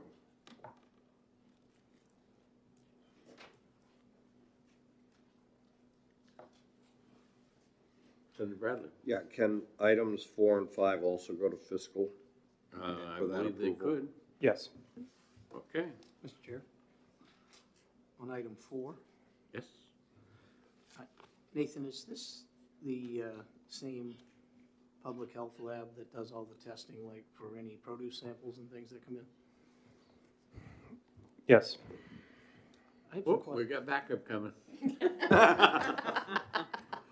I had an idea I might pique someone's interest with that question. I think I have a little bit of concerns about some recent events that have occurred in the laboratory, and I am a little concerned about, I guess since I have your attention and we're looking at giving you money, I'd like to have a conversation about that for a minute if you're up to it. My understanding is there was some serious breaches that occurred within your lab on handling, you know, the test samples from a Loudon business, and may have cost that business several $100,000 in unnecessary recalls on product. And I guess I'd like to hear a little bit more about that. So thank you. My name is Trish Tilley. I'm the Director of Public Health Services, and you're correct. A couple of weeks ago, we had part of a routine testing program where, in combination with the FDA, we do routine testing of high-risk items, of which lettuce or greens is one of them. And so we had some greens from Leaf Farms, which is owned by Bright Farms in New York, but they have a Loudon greenhouse here. That sample tested positive for E. coli. At that time, we did not have the confirmatory testing, the whole genome testing, because that takes a while. We have no authority to tell them, in this case, to pull the item off the market because there was no illnesses associated with it. Had there been a bunch of people sick, that's when our public health authority kicks in. But without anyone being ill, the department doesn't have the authority to tell them, take that off the shelf. However, the company, out of an abundance of caution and really with the, ensuring that no one is sick on their product, voluntarily recalled that product. That recall lasted for about a week while we were getting the whole genome testing. When we got the whole genome testing, it was observed that it was the same genetic, similar strain, almost identical, not exactly identical, but a similar strain as the sample that we have within the laboratory. And so since that time, we've been doing a thorough investigation of what lab hygiene practices might have been problematic. Of course, in any case when something goes wrong, the number one thing is communication. I mean, whether it's this or any other thing that happens. So, but we certainly know the lab, there are some technical issues around there about the testing methodology, just some hygiene for the most part. And of course, there's always ways in which we can communicate better. I can tell you that the company has been incredibly gracious. They were gracious beforehand. They were gracious afterwards. We've worked hand in hand with DAMP, with the Department of Agriculture, Markets, and Food. It is an unfortunate scenario. Again, it was a voluntary recall. We didn't tell them to do it. They did it on their own in good faith. And so this is the first time it's ever happened at the New Hampshire Public Health Lab that we've ever had a situation like that, which is a pretty good track record. I hate that on my watch. This is the one time when we deviate that, but it really highlighted the need to put some additional written policies and procedures in order. Again, most problems come up. If you think about even medical errors, it's the reason we have checklists. It's the reason why a doctor asks you if it's your name and birth date before they do a procedure. Similarly, in the lab, we are developing a stronger set of protocols and policies so that this will never happen again. Well, I certainly hope so, because. I agree. If I may. Certainly, Senator. I certainly hope so.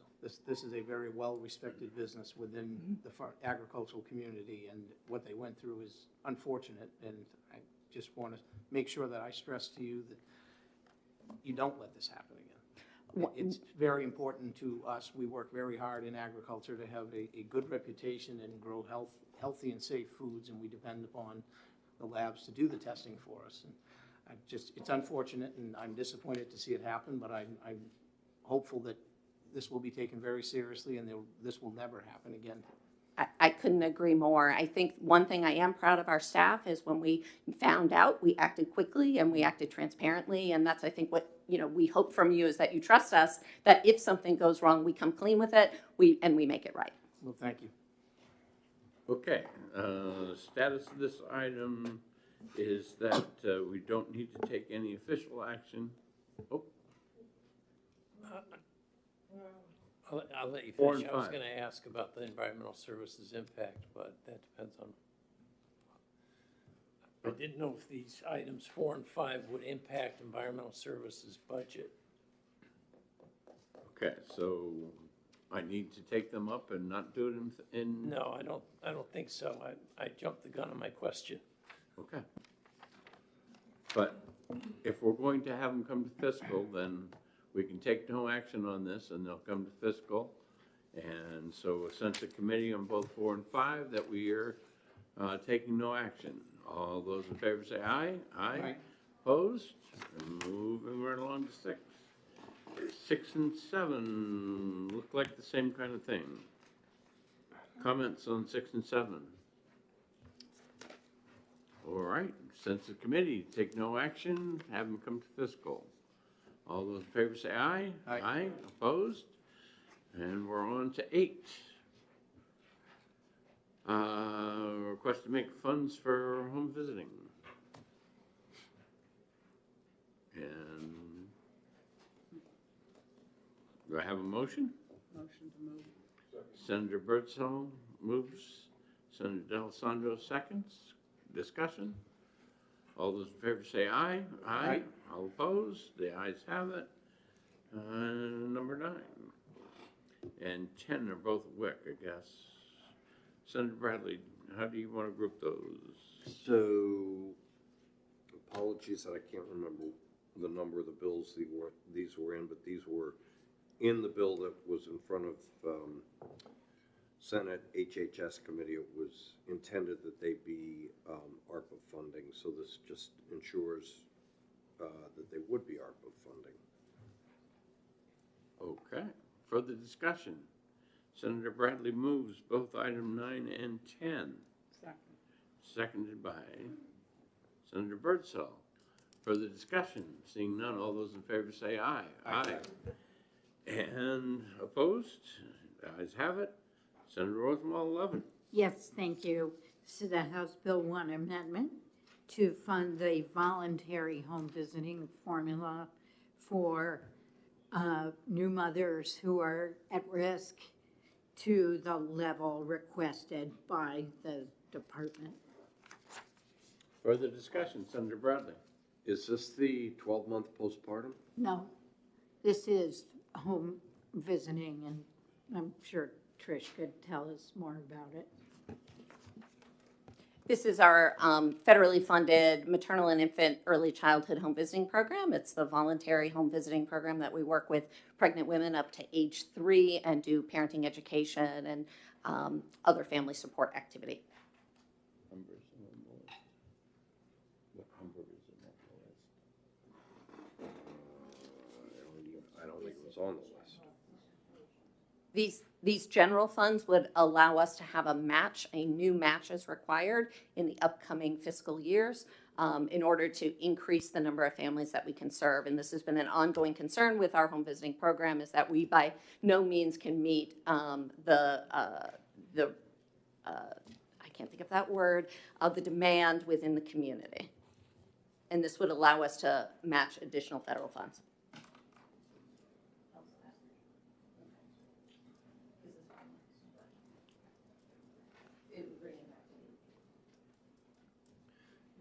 Question, given the numbers on this, would it be possible to move it into 23 with non-lapsing to the end of the budget cycle?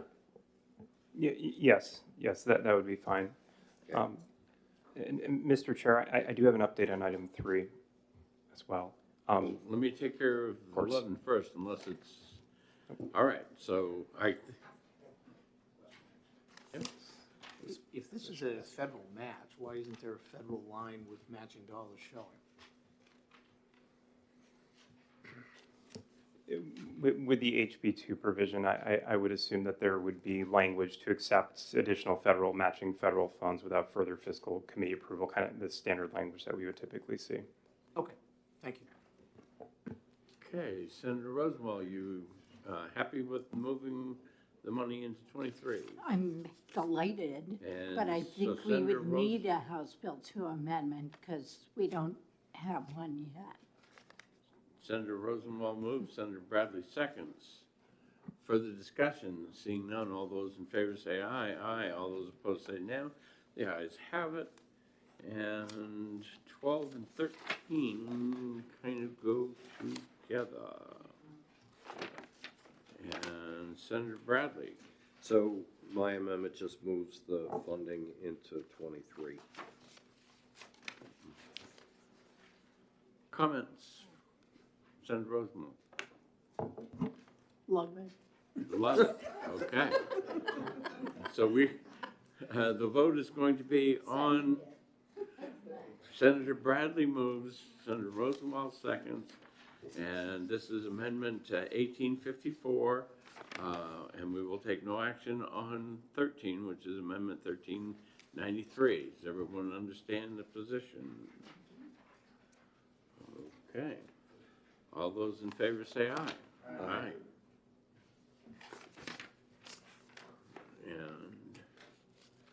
And 14 and 15 go together. Senator Bradley, you got your light on. Same level of funding. This was a Senate bill, and my amendment just moves it into 23. Senator Rosenwald, comments? I second it. Okay, Senator Bradley moves, Senator Rosenwald seconds. Item 15 with no action on 14. All those in favor say aye. Aye. All those opposed say nay. The ayes have it. 16. Senator Rosenwald. Thank you. This is a piece of Senate Bill 86, which was laid on the table with the rest of it. There's no cost to this, but this asks HHS to submit a report on rural health initiatives, and it's the Senate position. Okay, Senator Rosenwald moves item number 16, which would be Amendment 1672, seconded by Bertzel, yes. Seeing any other discussion? Not seeing any, I should say. All those in favor say aye. Aye. All those opposed say nay. The ayes have it. 17.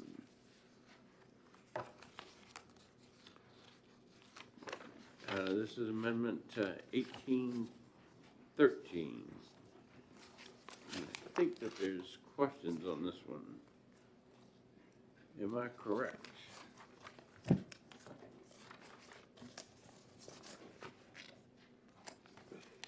All right, discussion. I move amendment 1813S. Senator Birdsell moves 1813S. I do want to go find it, just. Page 44.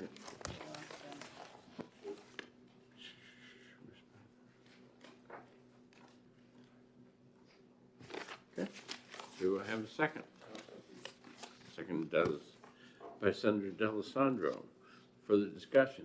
Seeing none, all those in favor say aye. Aye. All those opposed say nay. The ayes have it, and we're moving on. Page 45.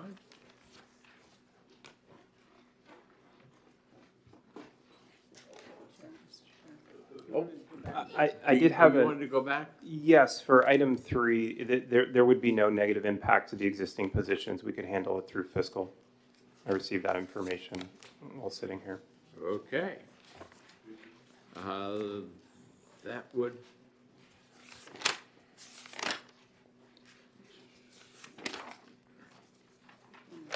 That's item 3 on page 36.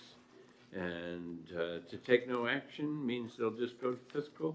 Sense of the committee to take no action. All those in favor say aye. Aye. All those opposed, we're set. And we're on to page 45. $3.5 million, Jason. I mean, Nathan. Do I have a discussion or motion? I'll move the item. Second. Senator Bradley and Senator Birdsell, first and second. Any discussion? All those in favor say aye. Aye. All those opposed say nay. The ayes have it. Item number 2, another one to move fiscal. We would take no action. Sense of the committee. All those in favor say aye. Aye. Opposed. And that will, department come to fiscal. Line item number 3, and amendment 1807. Senator Bradley, I think your name is on that one. Yeah, my understanding is that this amendment will allow previously appropriated money that would otherwise lapse to be used for transitional beds in this biennium. You didn't turn your mic on, but. That's what you were yelling at me about. My understanding is that this amendment would allow money that otherwise would lapse to be extended into this budget cycle for transition beds. I think when the commissioner was here, I asked the question, are there adequate resources to enhance transitional housing beds? I think we all know how important it is at this point in time to make sure that we have it. I think, Commissioner Weaver, you assured us that if we made this amendment, you would have the necessary resources to enhance transitional housing. So. The commissioner nodded her head in agreement. That's why I said that. Senator D'Alessandro. Thank you, Mr. Chairman. Are we maintaining the 16 beds at the Philbrook Center and using them for transitional housing?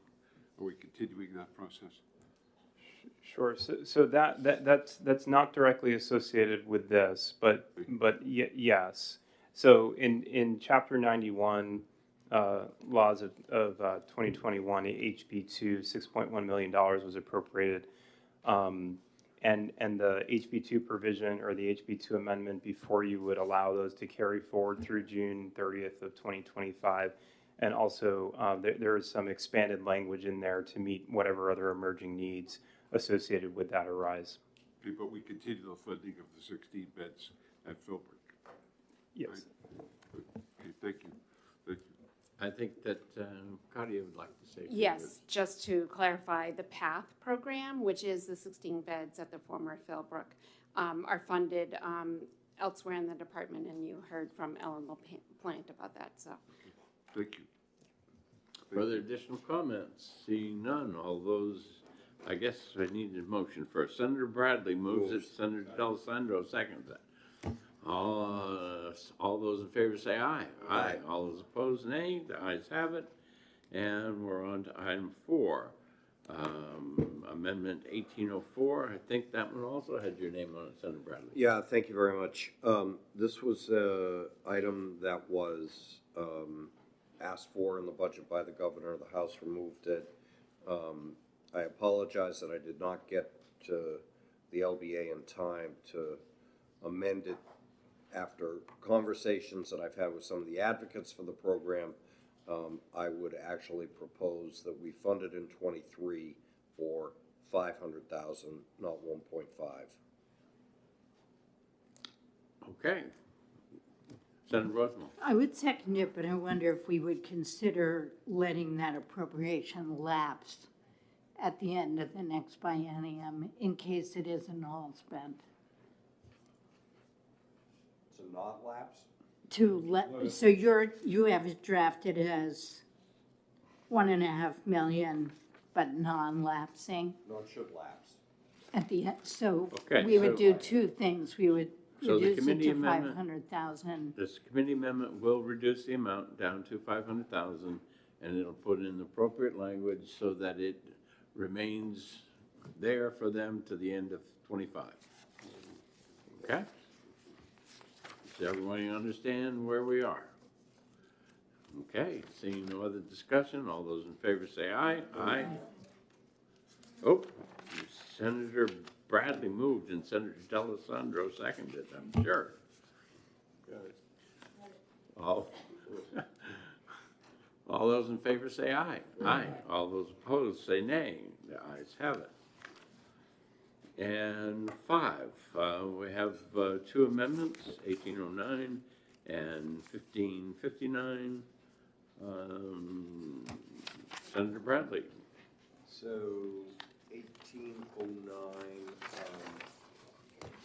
we heard the summary of the priorities for the department a couple of weeks ago. I think this was priority number 1. I think that Nathan and Katya did a really good job of explaining that this funding is necessary to make sure that there are providers, similar to the discussion on Medicaid provider rates. Same thing here, the inability to be able to hire people to deliver these services. The department stood up this program. I think it was authorized in 2019, and it took a while to get it operating because of the pandemic. I think the department's done a really good job given everything that has occurred, the public health emergency of standing it up, but now we're realizing that this funding is necessary to have the necessary providers. So I know on the sheet it says 11.5, but the reality is it's 16. It's an increase of 11.5 because the House already funded this program at $5 million. So I think that's a pretty good summary. And they funded in 24? And not in $23? Probably LBA is probably better for answering that question. Yeah. I didn't know. I mean, we could conceivably fund it in $23. We've done a lot of that. I mean, we could, if at the end and we see May revenues come in June, we could move it into 23 if we have the money. Right now, I'd say, let's keep it where it is. The most important thing, though, is to approve the funding. Senator Rosenbaum. Well, I totally agree. I mean, another thing is it took a while to stand it up. We thought that there would be less general funds required than it turns out there is. The payer mix is not quite as favorable. Okay, so LBA take a note for the end of the cycle that we may come back and revisit this amount going from 24 into 23. But right now, I believe I only need one of the amendments, 1809S. Is that correct? Senator Bradley moves 1809. Senator Birdsell seconds 1809. We're going to be voting on Amendment 1809. All those in favor say aye. Aye. All those opposed say nay. The ayes have it. The next one, early childhood education, I'll give you a chance to talk about it. Oh, well, I didn't realize the amendment was ready.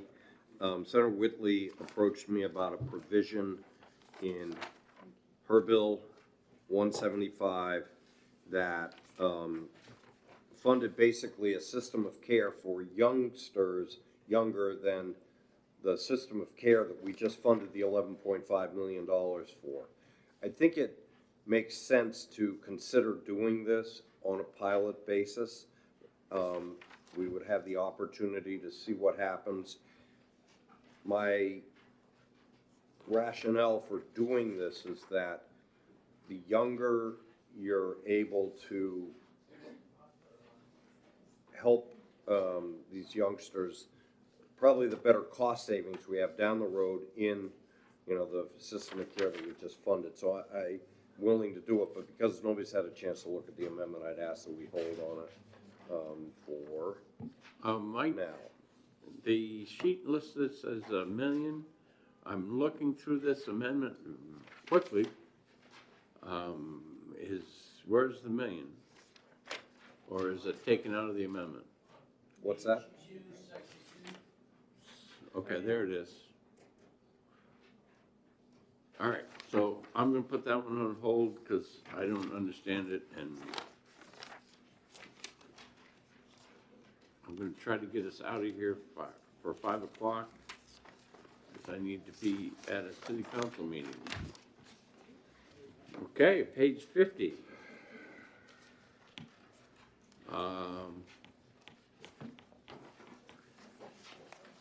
Agency request on, for items 1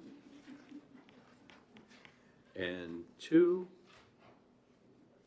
Do I have a motion for items 1 and 2? I'll move both. Obviously, the first one is a savings. The second one deals with the flooding that happened at the center in Claremont. Second. And Senator Birdsell seconds. Further discussion? All those in favor say aye. Aye. All those opposed, the ayes have it. And we're on to 3. Amendment 1801. You've got a lot of these amendments, Senator Bradley, so you're ready. So the House had a back of the budget cut for the Department of Health and Human Services. We've, debated some potential savings in other ways from unfilled positions. I think that discussion is yet to occur.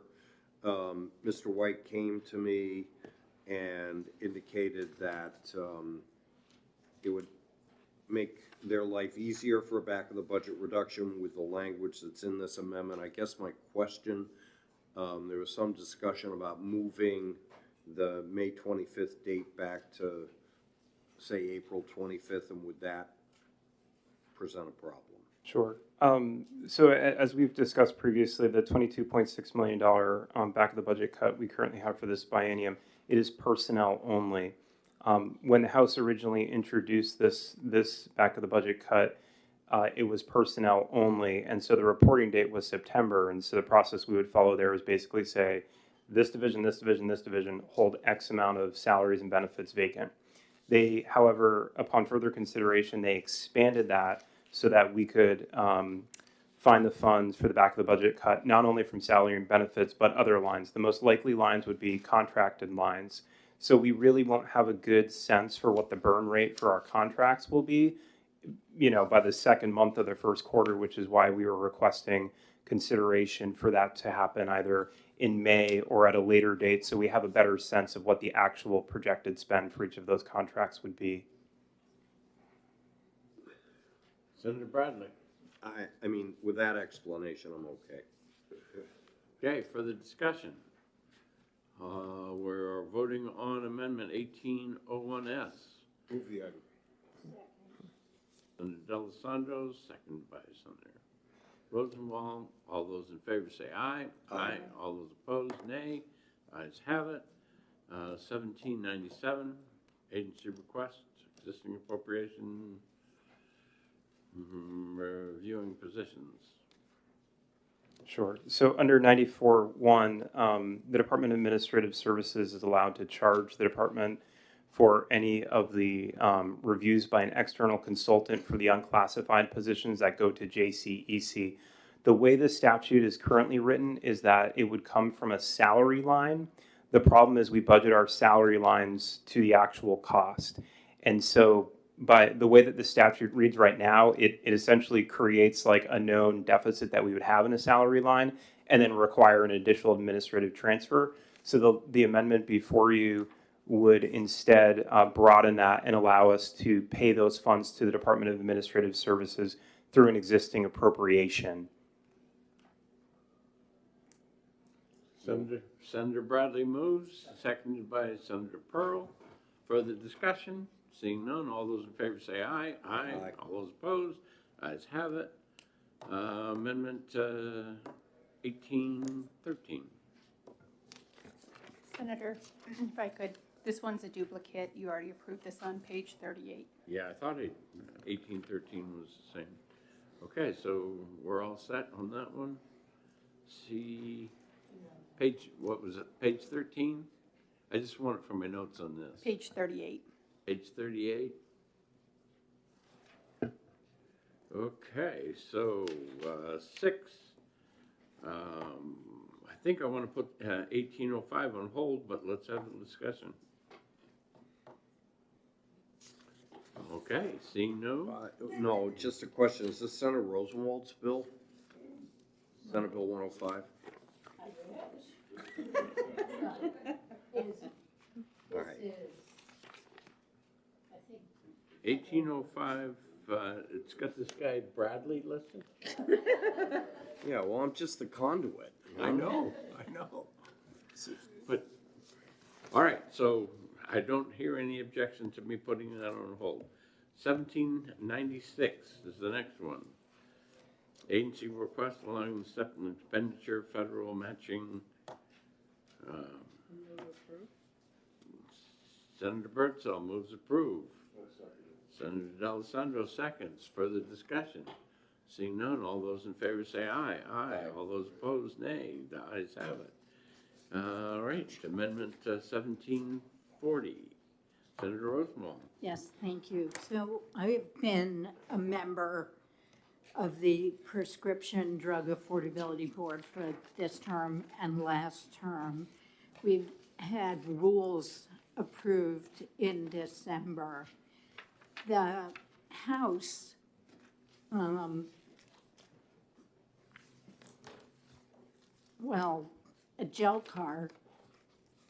Gelcar said, oh, well, your ability to charge these fees, we think it's unconstitutional. So the House decided to remove the fee and penalty provisions. The attorney to the board has not suggested the same. So what this amendment does is suspend those provisions for the biennium rather than repeal them.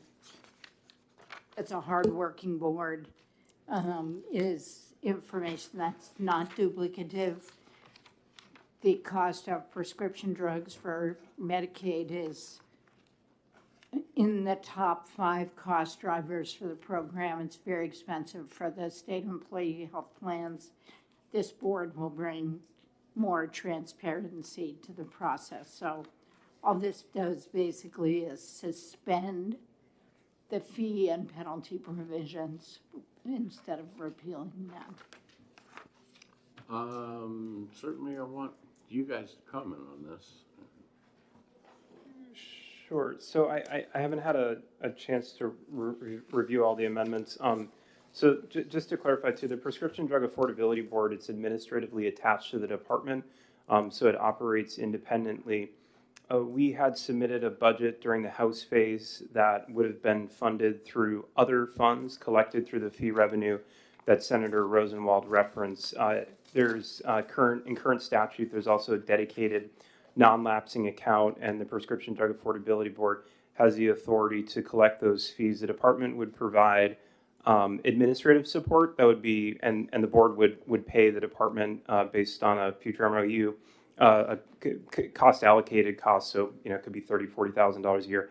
However, the authority in HB2 as passed by the House was removed, as was the non-lapsing continually appropriated fund authority, and they added $250,000 of general funds into HB2 and removed the estimated $346 of other funds.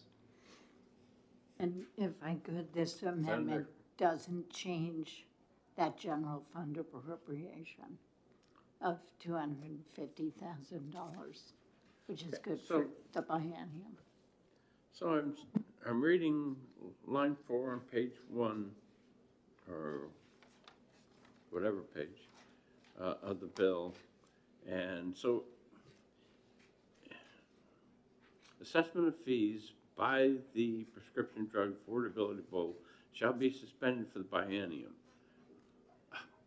It would seem to me that if we're out there working on this thing, I may not want to suspend their ability to do fees for the whole 2 years. And that doesn't make me comfortable if I'm doing that. So this one's on hold. Well, I hope it makes you more uncomfortable to think about repealing that ability. And as current House that's why Bill it's going 2 on says. hold, so that we can maybe reach something, but to suspend it completely, or to, somebody smarter than me needs to come talk to me. Well, Mr. Chairman, I think that there are times when a member of the board brings pertinent information to the floor, and we ought to pay attention to that. That's why we ask people to volunteer for these boards, to put in their time and effort, and to give us the best possible information they can. I think that's a key element in how this government works. It's appointing people to these boards and having them participate to bring to us information that's occurred. I think that's vital. Otherwise, why serve on a board? And If what you're bringing back. that's what you need to make me comfortable on. Well, I want you to be comfortable. All right, we are in recess for 10 minutes, and what we're going to be doing when we come back is taking up the bills that are on second committee.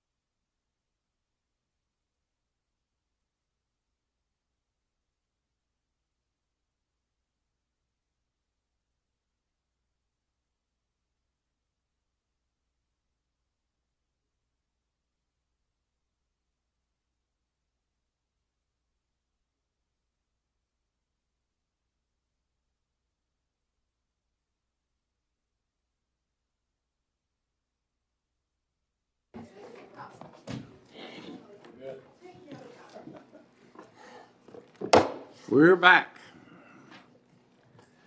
Okay. The senators have the list of bills in second committee. I'm planning on not taking any action on House Bill 46 at this time. The next bill is on House Bill 97 FN. Do I have a motion? Ought to pass. Second. We have an ought to pass by Senator Bradley, seconded by Senator Birdsall. I'll give the senators a chance to go find the book.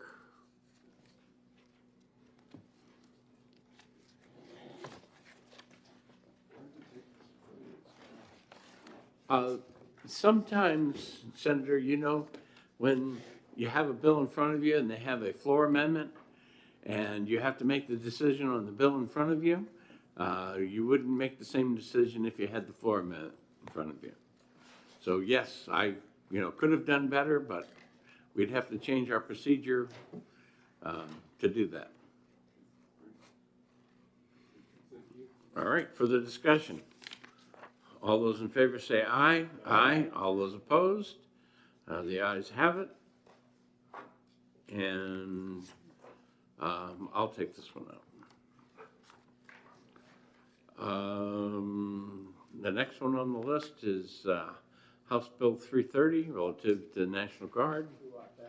Senator Pearl moves ought to pass. Senator Birdsall seconds. And further discussion? Seeing none, all those in favor say aye. Aye. All those opposed?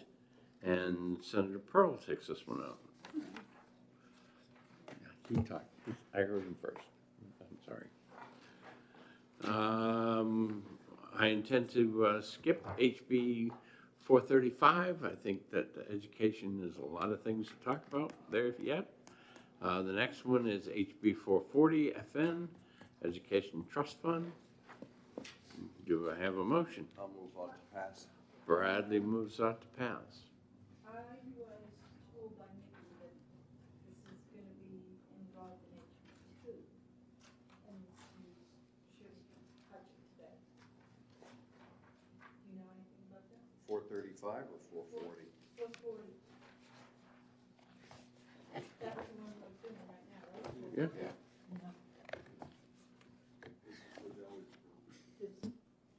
Be opposed to this bill. I'm supposed to get something to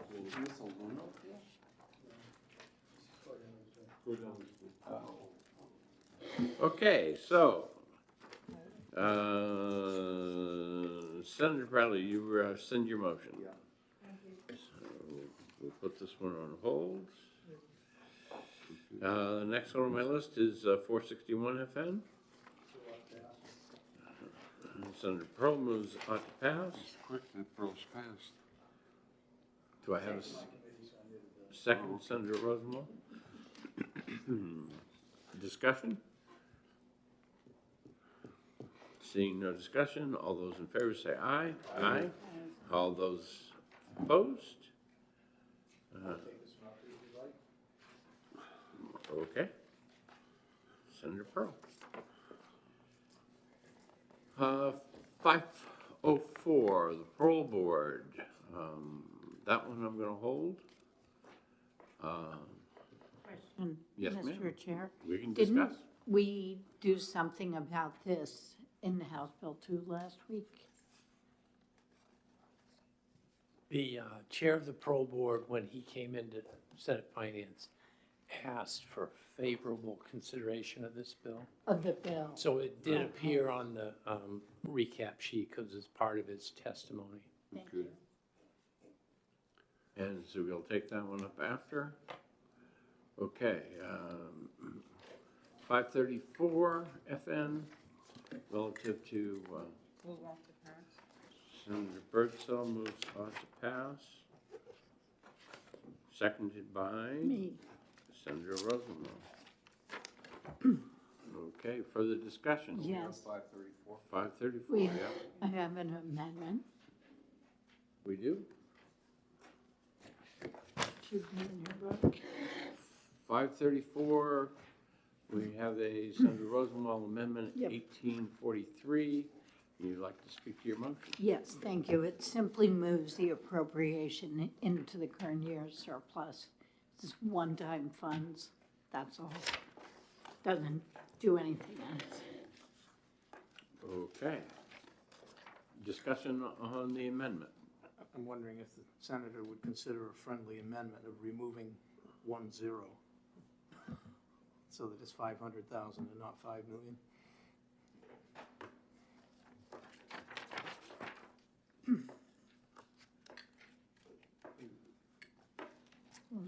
The bill is 5 million as it came to us, so, I'm aware it came through our committee. yeah. Okay, well, we'll let, we can still amend it, but right now, we're, they're moving it to 23 and doing the 5 million is what's in the amendment. That's what's in front of us. Further discussion on that? I do understand, Senator Pearl, that you may have a recommendation for a committee amendment. Okay? Seeing no other discussion. All those in favor say aye. Aye. All those opposed, nay? Nay? No. And the amendment does not, or I guess it's 3-3, so the amendment doesn't pass. Okay, Senator Pearl, you want a committee amendment?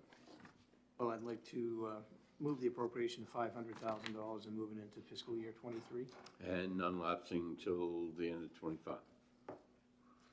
Okay, LVA, you all set with that? Further discussion? All those in favor say aye. Aye. All those opposed? Okay, and now we need to vote on the bill as amended.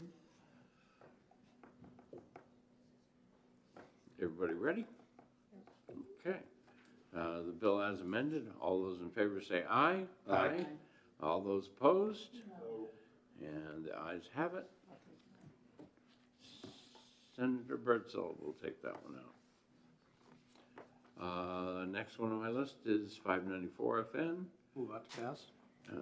Senator Pearl moves ought to pass. And second by Senator Rosenbaum. Licensures out-of-state applicants for boards and commissions. Okay. Any other comments? Seeing none, all those in favor say aye. Aye. All those opposed, no. And I'm going to take that one out.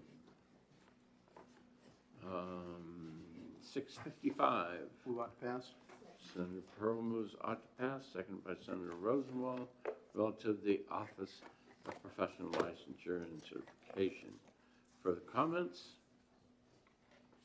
Seeing none, all those in favor say aye. Aye. Aye. All those opposed? I'll take this one out too if you want. Sure. We'll make it the Senator Pearl show.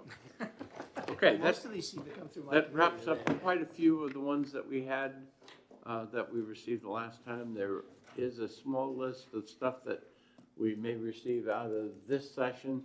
We'll get those on there. Question on a week from Friday. We talked about Tuesday and we talked about Thursday next week.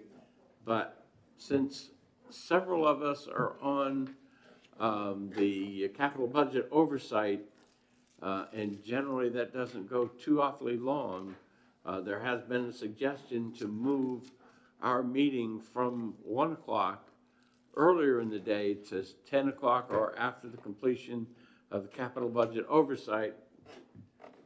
Work for people? On Friday? On a week from Friday. Yep. Okay? So be it. Do I have a motion to come out of executive session? So I got a motion in several seconds. Now, all those in favor say aye. Aye. All those opposed? We are at executive session. Our business of the day being completed. We are adjourned.